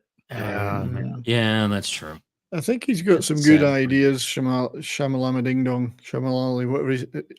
I just don't think he knows how to execute them properly in many cases. Yeah, I think he's back to being bad Shyamalan, because that Knock on the Cabin movie was terrible. You saw it? Right. Yeah, that was trash. Yeah, he's kind of like one step above J.J. Abrams, really, at the end of the day, if you think about it. Mr. Tickletrunk says, whoa. Oh, go ahead, Brian. No, I was just going to say, there's a bit of a deteration going on then gradually over time. He ebbs and flows. He goes up a bit and then it's back down. Yeah, it's more of a, more valleys than peaks. Split but he probably does the last good one. Split. Exactly. Like he'll have, he had that hot start and then it went down pretty quick. It's like by the time you hit The Happening, you're like, what the fuck? Yeah. But I'm not trying to claim I'm some kind of savant that knows everything about movies instantly when I watch them, but I'd guessed the ending of The Sixth Sense within 5 minutes. So you know what gave away the ending to me was there was a trailer for the film that had a scene in it that didn't end up in the movie, and that was Bruce Willis almost being hit by a car in this trailer. It was this brief little thing, but you don't see it in the movie. And the entire time I thought, even before I saw the movie, I thought, why would that car try to run him down? And then as I was watching the movie, I'm like, well, wait a second. Isn't this weird how the kid sees it? Wait a second. Yeah. Yeah. And here's another one I agree with Mr. Chuckatrunk. Well, I know Little Ninjas. I think he means 3 ninjas. But they're probably could not even considering the first one decent. As far as Matrix 2, 3, and 4, why wasn't the Matrix on here? That would be the number one. It should have been on there. It was a perfect segue to what I was going to say anyway, guys. So what are your guys' picks as far as like franchises that weren't on this list? What do you think should have made this list? Does anybody have anything to kick it off with? I think that was a good start. I missed the beginning, but was The Exorcist on the list? No, it was not, but it should have been. I disagree with that one because Exorcist 3 is a really great. Fucking 3 is a good movie, but 2 is terrible. But to me, the whole point is one good movie in the franchise, and that's it. No other movie is good. Yeah. That's the whole argument. Because I missed the beginning. I wasn't. Yeah, no, you're fine. But so we've got Speed. Matrix. Speed there. The Speed thing. was No, not there. Speed wasn't there, but that only has. But considering they did it one other duology, I don't see why it shouldn't count. I guess. Yeah. Kenneth LaRock says, "Where's Jaws?" I disagree. Jaws 2 was good. Yeah. I mean, not as nearly as good as the first film by far, but. Well, I mean, you're trying to I'll argue compare for the three. rest of the films in that series to one of the all-time classic. Exactly, and that's the problem The Exorcist has too. I've got no problem with Jaws 4 because it built Michael Caine's mother a house. That's right. So I'm okay with that. I would love to find this. There's some podcast. I swear I can't remember whose channel it was on, but I made this hilarious argument. I started off arguing how Jaws: The Revenge was the worst sequel in history. By the end of it, I'm like, you know what? I changed my mind. Jaws: The Revenge is the perfect sequel. Yeah, I don't remember what all I said. I must have been so high at that time that I just argued myself into a corner. If you don't mind me diverting the conversation, I'm researching for my show tomorrow on SCTV. They did a Jaws parody where everyone in the town was really pissed off because no tourists were coming because the shark had been killed. So they wanted the shark back. So nobody's coming anymore. They wanted to see the shark. Anyway, SCTV was so funny. And then the Schmengi brothers playing the Jaws theme on the polka band. It's tribute to John Williams. I don't know if I'm trying to think. Have I seen? I think I have. Davina Duckworth said we're going to need a bigger list. Bigger list. What about Men in Black? That's another good one. There. Okay, you yeah. go. Men in Black's good. Is Midnight's Even though Edge I think After the third Dark a one's worthy okay, sequel to but yeah. Midnight's Edge? I am the sequel to Midnight's Edge. Hi, Megs. Hey, Megs. So we've Megs said is in the chat. So, what Megs, how did your date with Mikey go? Ooh. I saw some pictures. Somebody was winding it up. Dearest sent us a super sticker. Thank you, Dearest. I didn't catch what it was. Let me see here. It is a hamburger. You're making me hungry. Actually, I had a hamburger for supper. Hamburger and green beans. Grand Admiral Adam says Anaconda movies and Leprechaun movies. Anaconda, I don't think any of them are any good, but I can see that an argument being made. But the Leprechaun movies, I don't know. I really like Leprechaun 3. And I think a lot of people would probably lobby for Leprechaun in the Hood. That is a very popular film, and especially on video when holy shit. Like that movie, I'm like surprised they didn't go like, we should have released this theatrically. I just remembered a sequel to a movie that the Blair Witch Project. Even though I hate the first one, I could see. Were there 3? Was it? There was like 4 of those bastards, right? Well, Okay. There was one. There was the sequel. It was Book of Shadows, which was really terrible. And then they did a remake. I don't know if there was a third one in there somewhere or a fourth. No, I think that's all there is. I thought there was like some other straight to video something or other, but you're probably right. I think that's. I do think though that they shouldn't have had duologies on here. They should have had. I agree. Had at least 3 movies. At least 3 movies. Yeah. That's true. The only duologies I would have accepted would have been if like they had, but even the argument doesn't stand. You're right, because it would have to be something where you had like a reboot of a franchise where the first one was really good and the second one really fucked everything up. And I don't know if you could really pull one of those out other than maybe the Star Wars sequels. Because I was going to say TMNT, but no, the first Michael Bay movie was bad. So yeah, but there was Transformers on the list. I think Transformers should have been on the list. Should have been, yeah. Is there good movies from them? Bumblebee or the first movie? You could have made an argument. Okay, all right. Yeah, I'm glad the Fast movies were on there though, because they're a but Bumblebee could also be argued as a reboot. So you could just technically that's a reboot because they've got another one that's in that. That's what this beast stuff thing's supposed to be. So. Real quick on the Fast and Furious movies, because I forgot to jump in. It's like you had like the first one, people agree was decent. The second one was just kind of over the top and goofy, but it had its moments. The third one, no one acknowledged for years. And then you remember like the fourth one came out and it was actually pretty good before it turned into a complete cartoon. I think it was like Fast 6 is when, no, I think it was like Fast 5, the first one with The Rock, where they're dragging like a safe throughout Brazil, where it was like, okay, now this is basically just a superhero cartoon movie. Yeah, that's what my kids said happened. Is they turned into superhero from movies, action movies to fantasy movies at some point. Yeah. Like they went from like, street racing movies, then it became like heist movies, and now they're like trying to stop like nuclear bombs in Russia, and nobody can understand how we got Mission here. Impossible level kind of stuff almost. Yeah. Major Tech Meg says hi, Toxic Dad Flu. Hi there. Are you we realized that she's same age as one of our children. Are you my daddy? Yeah. Don't be a menace while drinking your. Yeah, let's What not do you say say to that. a nice man when you meet him, children? Are you my daddy? Message. Oh, I had one and then I lost it. Oh, Yeah, crap. I love is I'm pregnant. You know already? I've been pregnant 16 times. I think I know. The other best part of that is like when he's moved in with his kid and his kid's younger than him, or his dad's younger than him. I mean, yeah. What are you gonna do, Dad? I don't do shit. My mom takes care of me.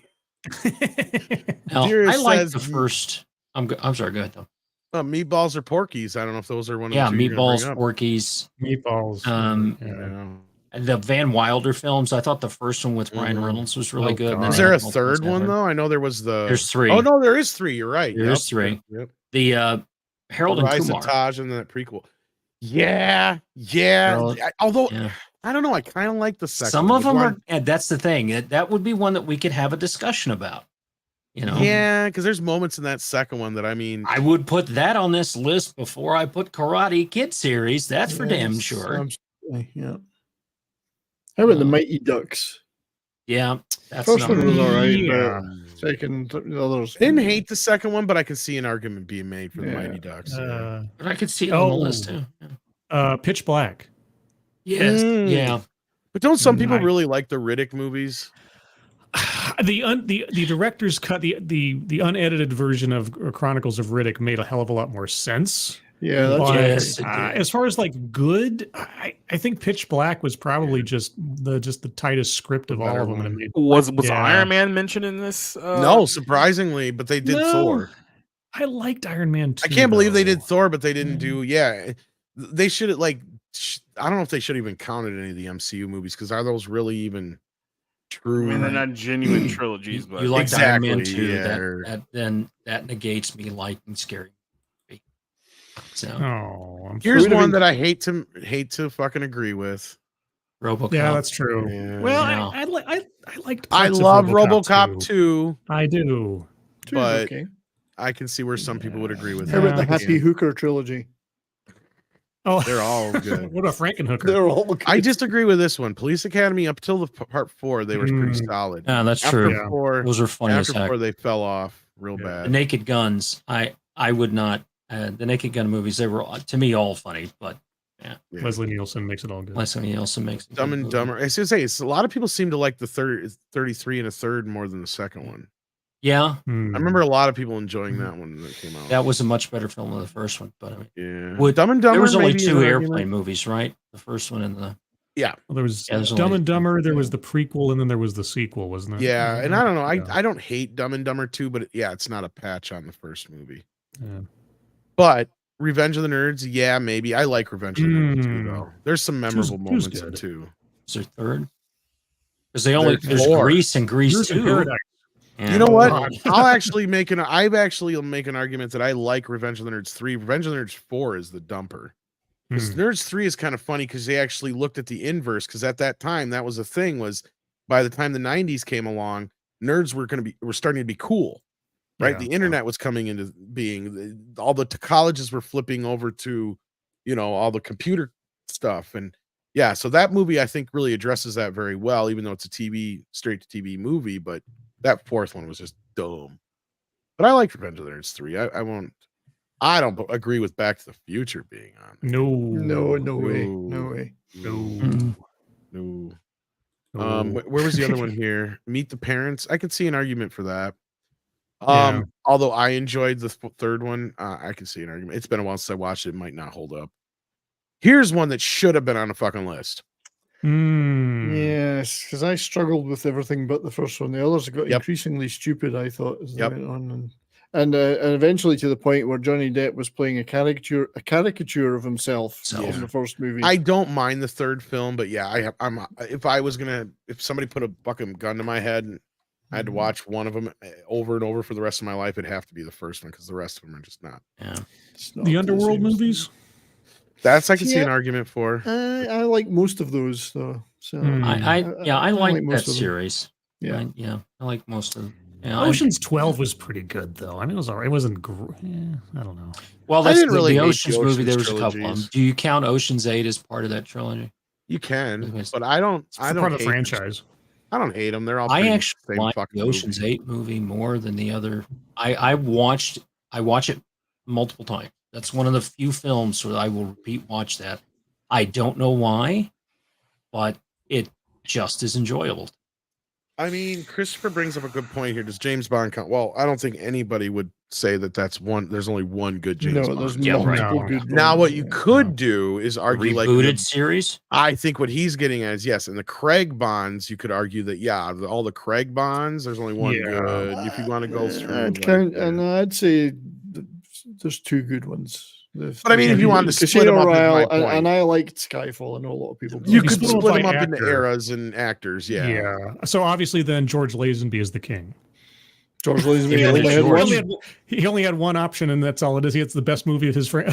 See, because this list did split up the Godzilla film. So yeah. Majesty. By the way, Majesty's Secret Service, as far as I'm concerned, has the best theme song. It just has the best brassy, sassy, best Bond theme song ever. And it's got the wonderful Diana Rigg. Exactly. One wife, his one true love that even in the franchise. Yeah. And you know what? He dies. She dies. Sorry, spoiler. He grieves, and then he gets on to ass kicking again in future movies. Exactly. He doesn't cry about it for 6 movies. Couple weeks late, right here. Rush Hour belongs on that list because I don't like any of the first one. Sure. I know some people do like the second one though. I will give the second one credit that they go to China or whatever it is, but like, yeah. What about the Bad Boys? Ocean 11 brought it. Oh, you know, I would have agreed with you, except for I like part 3, and it actually made part 2. It made part 2 was actually pretty good. I think people crap on part 2. I didn't hate. Too much. I hated part 2 back in the day though, Jacob, because I don't know how you're roughly same age as me, right? No, Jacob's 67. No, you're younger than me. I'm 8. I was born in 80. You're what? Oh, 88. Children, you're all children. Okay, so you're 10 years young. Okay, so Brian was born in 5. I don't know if you were really old enough to kind of remember, like when that first Bad Boys came out. That came out in the era of when we didn't know Michael Bay was going to be Michael Bay. Yeah, that first Bad Boys movie kicked ass. The second Bad Boys movie is everything wrong with Michael Bay. It has some moments, but it's also everything wrong with Michael Bay. We get to that third film, to me, it's everything that was good about the first film and retroactively makes shit about the second film better. Because like I love the callback to the kid who's dating, because that was one of the better scenes of part 2. The fact that they're getting together at that wedding deal and all that kind of business. And yeah, all that stuff to me, I like that. That made it feel more like a Lethal Weapon kind of series than it did. The second film felt very disconnected from the first one. The third film felt like it brought it back around to me. But like, yeah, that's just me. Because of that era, we didn't even know who Michael Bay was when Bad Boys came out. Well, remember the first Bad Boys movie? It's like that was like the first big like test for Will Smith as like a mainstream star too. Which is why they put more focus on Martin Lawrence than they did with him. Yep. Yeah. No, because that's what I remind people is that Martin Lawrence was actually technically the star of the first one. They forget that. Yeah. But no, I don't know if I can agree with Bad Boys, but the Oceans movies, which we just brought up a couple weeks late, and I think the Rush Hour movies are good ones. And there was only 2 American Graffiti movies, Batman. But yeah, I think I can agree with you on that one. The Bourne series, there's one, guys. What do you guys say about that one? No, I like the first 3, so yeah, I like them all. I like all of them. vaguely remember the last one, the one that came out 2016. That was terrible. It was a waste of time, a complete waste of time. Totally. I like the one with Hawkeye. Hawkeye one was all right. Yeah. I thought that one was good. So I think that there's at least 2 good films in there. Mr. Tickletrunk brings up a good one here. John Wick, that's a controversial one. I would actually agree with him on this. I was gonna say I can't argue with it too much because I'm not as big of a fan of the second and third film as everybody else is, and I haven't seen the fourth one yet because of that. Here's my feeling on it. I like the second one better than I like the first one, but I like the first one a lot too. But yeah, the third one and the fourth one aren't nearly as good. And I felt like with the third one, it's like, okay, you guys got to wrap this up now. Yeah. Ooh, James. I gotta disagree with you. You cannot discount the Pajama Jam. That's right. There's a couple of those second ones are great. Third one's good too. I don't care what anybody says. I love them. I love the first. Yeah, just don't watch that one with LeBron James earlier this year, or that fourth one that they just literally slapped the House Party name on it because it was like some indie movie that was similar to House Party. House Party 4 was never meant to be part of the franchise. Friday. There's another one. That's a good one, Batman. Because they've all sucked except for the first one. Except we never got that reunion one that they were going to do because New Line didn't want to give them the money. Space Jam. Space Jam. I was gonna say, the only good part of the third Friday movie was Cat Williams. That was pretty much it. I don't know. I like the because that the third one also had what's his face who passed away? Shit, Bernie Mac as the uncle or whatever. I loved his character, and I liked it that it was progressing. It progressed. The characters getting married, and all that. Like I liked it. I didn't hate it. I didn't hate it as much. I mean, yeah, it's a little lesser than the first two, but 6 is in the house. Where were you? We needed you for Twilight. She's probably over at Cultures. Yeah, she's probably hanging out over at Cultures. No, I think she's working. Let's see here. She sent a pooper sticker. I should have known. I don't know. No, what was the one you guys just brought up? Because I didn't totally agree with the one you just brought up. What was it? Before we got to 6 of Super Chat. Totally spaced out. Gordon? Was it House Party or the one before? No. There was another one besides that. I don't remember now. Who gives a shit? Did anyone want to put Clerks up there? Oh, fuck you! No, don't do that. Don't get me started on that shit. Okay, here's a good one. Trunk says Blade, and the reason I haven't acknowledged people saying Blade is, I think Blade 2 is better than the first movie.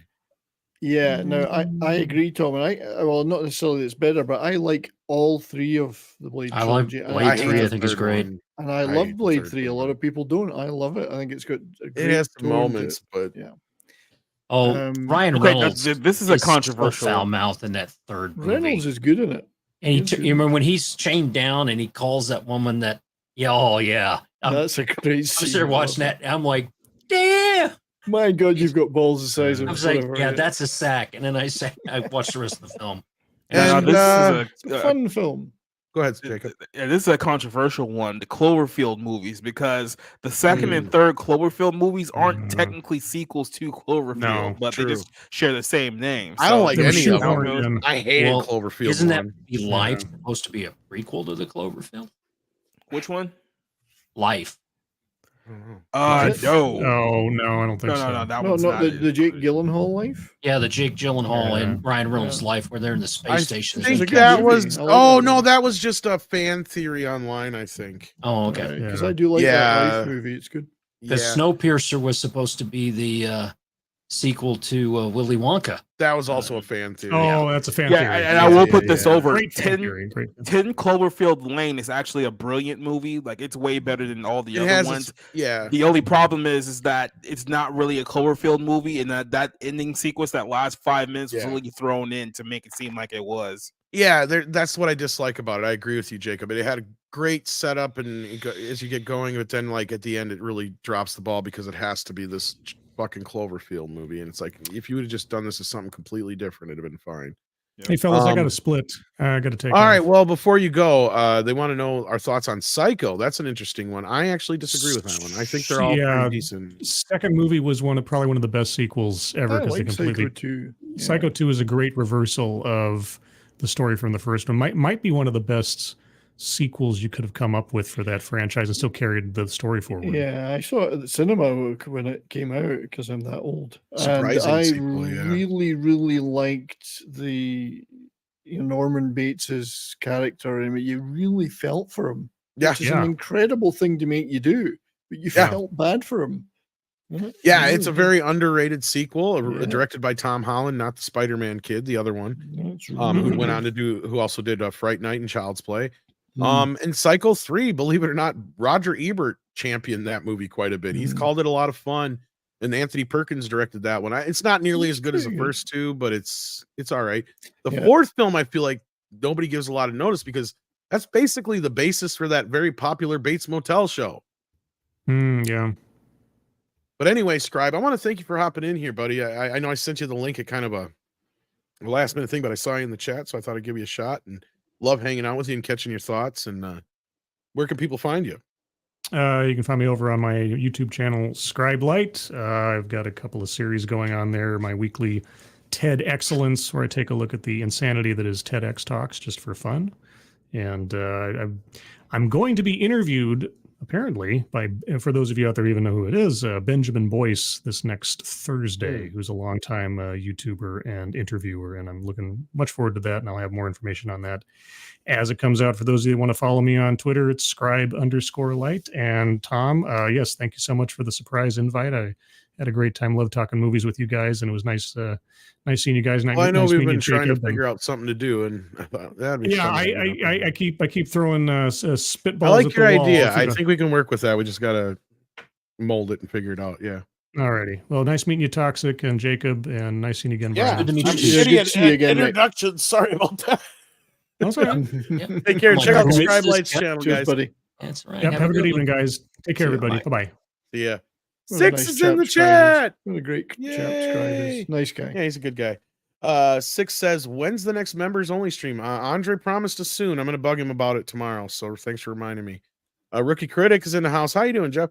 Says Tickle Trunk is correct on Wick. Yeah, I thought it'd be more controversial, but I see you guys are kind of in more of agreement. I see somebody brought up TMNT. You know what? I can accept that because I know a lot of people do not like the second film. I can separate my nostalgia for 2 and 3 and agree that, yeah, even if you add in all the other versions of the Turtles, they've never had another good movie outside that first movie. And I mean, maybe that first movie sets such a high bar, but I mean, I find the second film fun. And James Hurley brought up Highlander. That was on the list. Planet of the Apes is a good that was the OG one, but Planet of I the don't Apes know. was mentioned.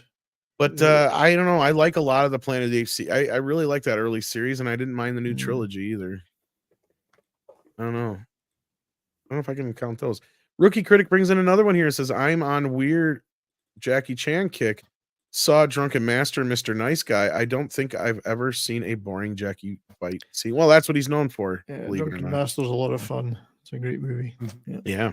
E. Clay Thomas says Highlander, Starship Troopers, and Deathstalker. Well, Highlander was on the list. Starship trilogy for you. Starship Definitely Troopers should have Starship been on Troopers. there. Deathstalker, Yeah. I don't even know if that qualifies to be. That Starship Troopers, the fourth one was Jolene Blaylock after she was so pissed off after they cut off Star Trek Enterprise. And she got blacklisted because she was so pissed and said so many things about what was going on behind the scenes and why all that stuff happened. She ended up making the Marauder Starship Troopers things just awful, where an entire planet was filled with a bug. It was just a planet-sized bug or whatever. Yeah. And there's one good film and then the shitstorm after that. I like the Poltergeist movies, but I can see an argument being made for Poltergeist. Go ahead. Brian Barth mentions the Gus Van Sant Psycho.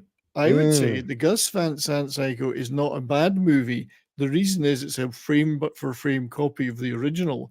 So it's actually not a bad movie because of that. I forgot to bring this up. It's a when we were pointless talking about it movie. last. Yeah, totally pointless movie. But I can't remember where we were, but I was going to tell the whole bit and I forgot all about you it. were gonna. Well, we were talking about it the other day on. Okay, so good. You're here to hear it. Yeah. Here's the thing I heard, and I want to find. I swear it's in an interview somewhere. I don't remember who said it. It may have been Gus himself or somebody else who knows Gus or was on part of the movie.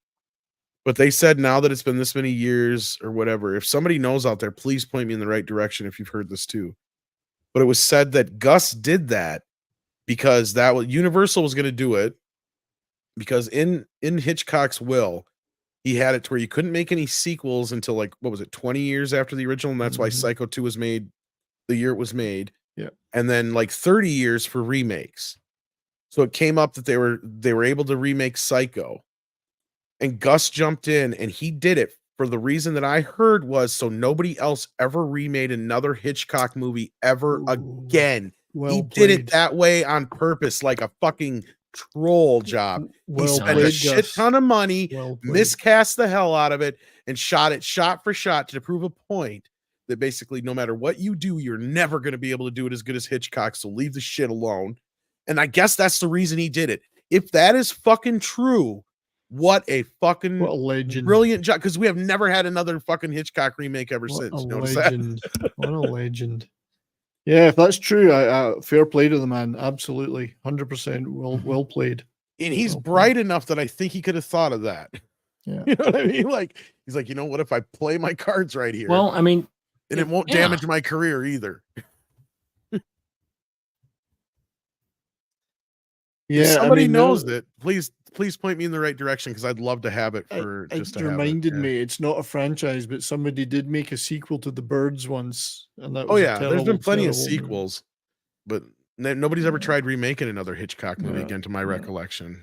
Somebody remind me if I'm wrong, but there's been similar-ish. If they remade Rear Window, what would they call I it? say Front Rear Door? Window's been Front remade Door? like 50 times. It's just Front never Door? been called Rear Window Yeah. again. It was called, what was it, that Suburbia one or whatever with Yeah, there's been like 6 different and they remakes even of did a it, yeah. TV version of it with Christopher Reeve, but they've never I remember actually that. remade it. Yeah, remade that's it true. other That was than a yeah. yeah, I remember that. And that was just Christopher one of Reeve those once in a lifetime things, you know, you had kind of like, you know what, one.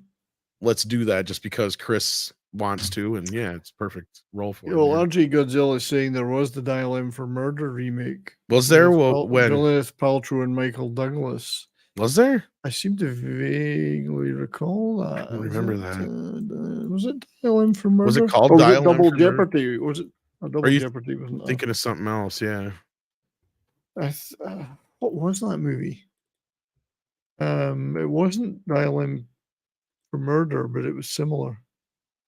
Yeah, I mean, we've had several. Brian De Palma's whole career is built on basically remaking Hitchcock movies in his own image, but like, yeah. Actually, he's remade Psycho 15 times, but yeah. What was that movie? Disturbia, that's the one I was thinking of. Thank you, Disturbia's Stan. Rear Window, yeah. Yeah. It wasn't called Dial M for Murder, no, but I do remember the movie. Well, they've been smart enough not to let anybody know then. That's the whole thing. A Perfect Murder, that's what I think it was. Yeah. Imagine trying to explain to someone in the mid 2000s how we tried to make Shia LaBeouf a thing, and then that failed miserably. I don't hate Shia. He was just miscast in a lot of things. Of course, he's been canceled how many times now for he whatever was reasons. pretty good at polls. I mean, you know. I mean, to be fair, it was more than him just being canceled. I mean, he was getting losing bar fights every other week in Hollywood. So that was He did probably go a bit insane. Oh yeah, he did. I mean, he didn't go like full Amanda Bynes, but he got pretty close. No, but that ain't nothing that Russell He went Crowe ain't Joaquin done before. Phoenix. Yeah. All right. Unless somebody knows something about him, I don't. Like, I mean, like, I guess. I mean, I don't know. But anyway, let's keep moving. I think we had a couple more here. We got we got all these. Oh, we got this one as we got left. I Cthulhu says Medea, The Mask, and Ernest movies should be included. I don't agree with the Ernest movies because, in fact, Ernest Scared Stupid and Ernest Saved Christmas are possibly better than the original Ernest Goes to Camp movie. Ernest Goes to Jail is also fun. The Mask, oh yeah. Well, there's only 2 Mask movies technically, isn't there? And the Medea, I'm going to take your word on that because I've never seen a single Medea movie. Means nothing to me. No, couldn't care less. I mean, I wouldn't even say one is good, but yeah. Yeah, I have no idea on that. I'm going to take your word on that one. So with that, I think we're going to wrap this up because I think Culture is going to be going live here pretty soon. I think he's already. I think he's already live. And he's swearing at us. Tough shit. That's what he gets. He didn't show up. So with that, I'll end up showing late up to his show because that's what I always do. Yeah, but that's your thing. Yeah. Brian, what do you got going on that you want to plug? Oh, tomorrow on my channel, that 70s rock fan, it's another edition of the show that Toxic and I first talked about a long time ago. Oh, yeah. Yeah, the cult comedy crew. Spelled with C's, by the way, not by any other letter of the alphabet. Cult comedy crew. And we're doing, it's the second edition of this. We're trying to do one of these every month. And this time we're going to do SCTV is the topic. Yeah. What was the first one? Blackadder. Blackadder. Cool. Yeah. You're always welcome. You know you're always welcome. I know. You're an awful busy chap, so it's hard to get you to come to. But you were one of the originators of the idea. Yeah, we were working on that for a while. I love all that comedy. So I will watch tomorrow. It's going to be a lot of fun. I mean, one good thing about it is a lot of the clips. You got Paul involved, or? I'm trying to reach out to him, but I can't DM him on Twitter anymore for some reason. So he's a big guy now, so I'm a little. He likes to but shenanigans. He would have been perfect for this. But yeah, we'll have a great time. I'll ask him tomorrow. What does he know about comedy anyway? Well, what does he know about Canadian comedy and the fact that he was there at the time? You know. But yeah, that'll be a lot of fun. A lot of the clips we can use a lot of video clips because they apparently don't appear to be copyrighted. I did too. Read your super chat, 6. So that's me tomorrow. Please come and check out that show. It's going to be a lot of fun. Oh, you mean I responded to it. I didn't actually read it. Is that what you're saying? You asked when is the next members only stream? I hope this week. I'll ask Andre tomorrow. Okay, I promise. Is that better? Okay. All right. Thank you, 6. Jacob, anything going on that you want to plug? Or were you done, Brian? I'm sorry. I'm spent. Yeah, so she's trolling us on top of it all. Go ahead, Jacob. So tomorrow I do the Monday Night Bible Lens podcast. We're talking about the advancements of AI and central bank digital currencies and what a disaster that's going to be for humanity. Then on Tuesday we have episode 60 of the Barroom podcast, and then this Friday we're reviewing Gal Gadot's new Netflix movie Heart of Stone on the Friday Night Movie Club. So that's all I got coming up on Society Reviews on YouTube. Awesome. Nice. Toxie, I know we got something going on tomorrow, right? Yeah. We've got Monday Meltdown going to happen at 9 o'clock on Comics Division's channel. And then after that, we're going to go Rumble exclusive for Yelling at Parked Cars. We are searching for a new home and time for Yelling at Parked Cars so that we don't start at 11 and end at 2 in the morning. Yeah. But Comics has more content coming out. And hopefully he'll be okay. He's going to have some dental work done this week. That I hope he sounds funny again. Yeah, maybe it'll help him be funny. I think they're replacing his funny bone, actually. And so it may just be me and the gang on Thursdays. So he's getting a new coccyx. Exactly. Oh my God, the coccyx. Yeah. All right, kids. I might jump over to Culture Stream, and you should see me on the morning show tomorrow. So take care of yourselves and each other. And as always, remember. I don't believe you. I don't believe you either. Did it finally play? Okay. It didn't play forever. It did play here. All right. Take care of yourself, guys. See ya. See ya. Bye. Amy wants green drop drink. No. Amy wants green drop drink. All right.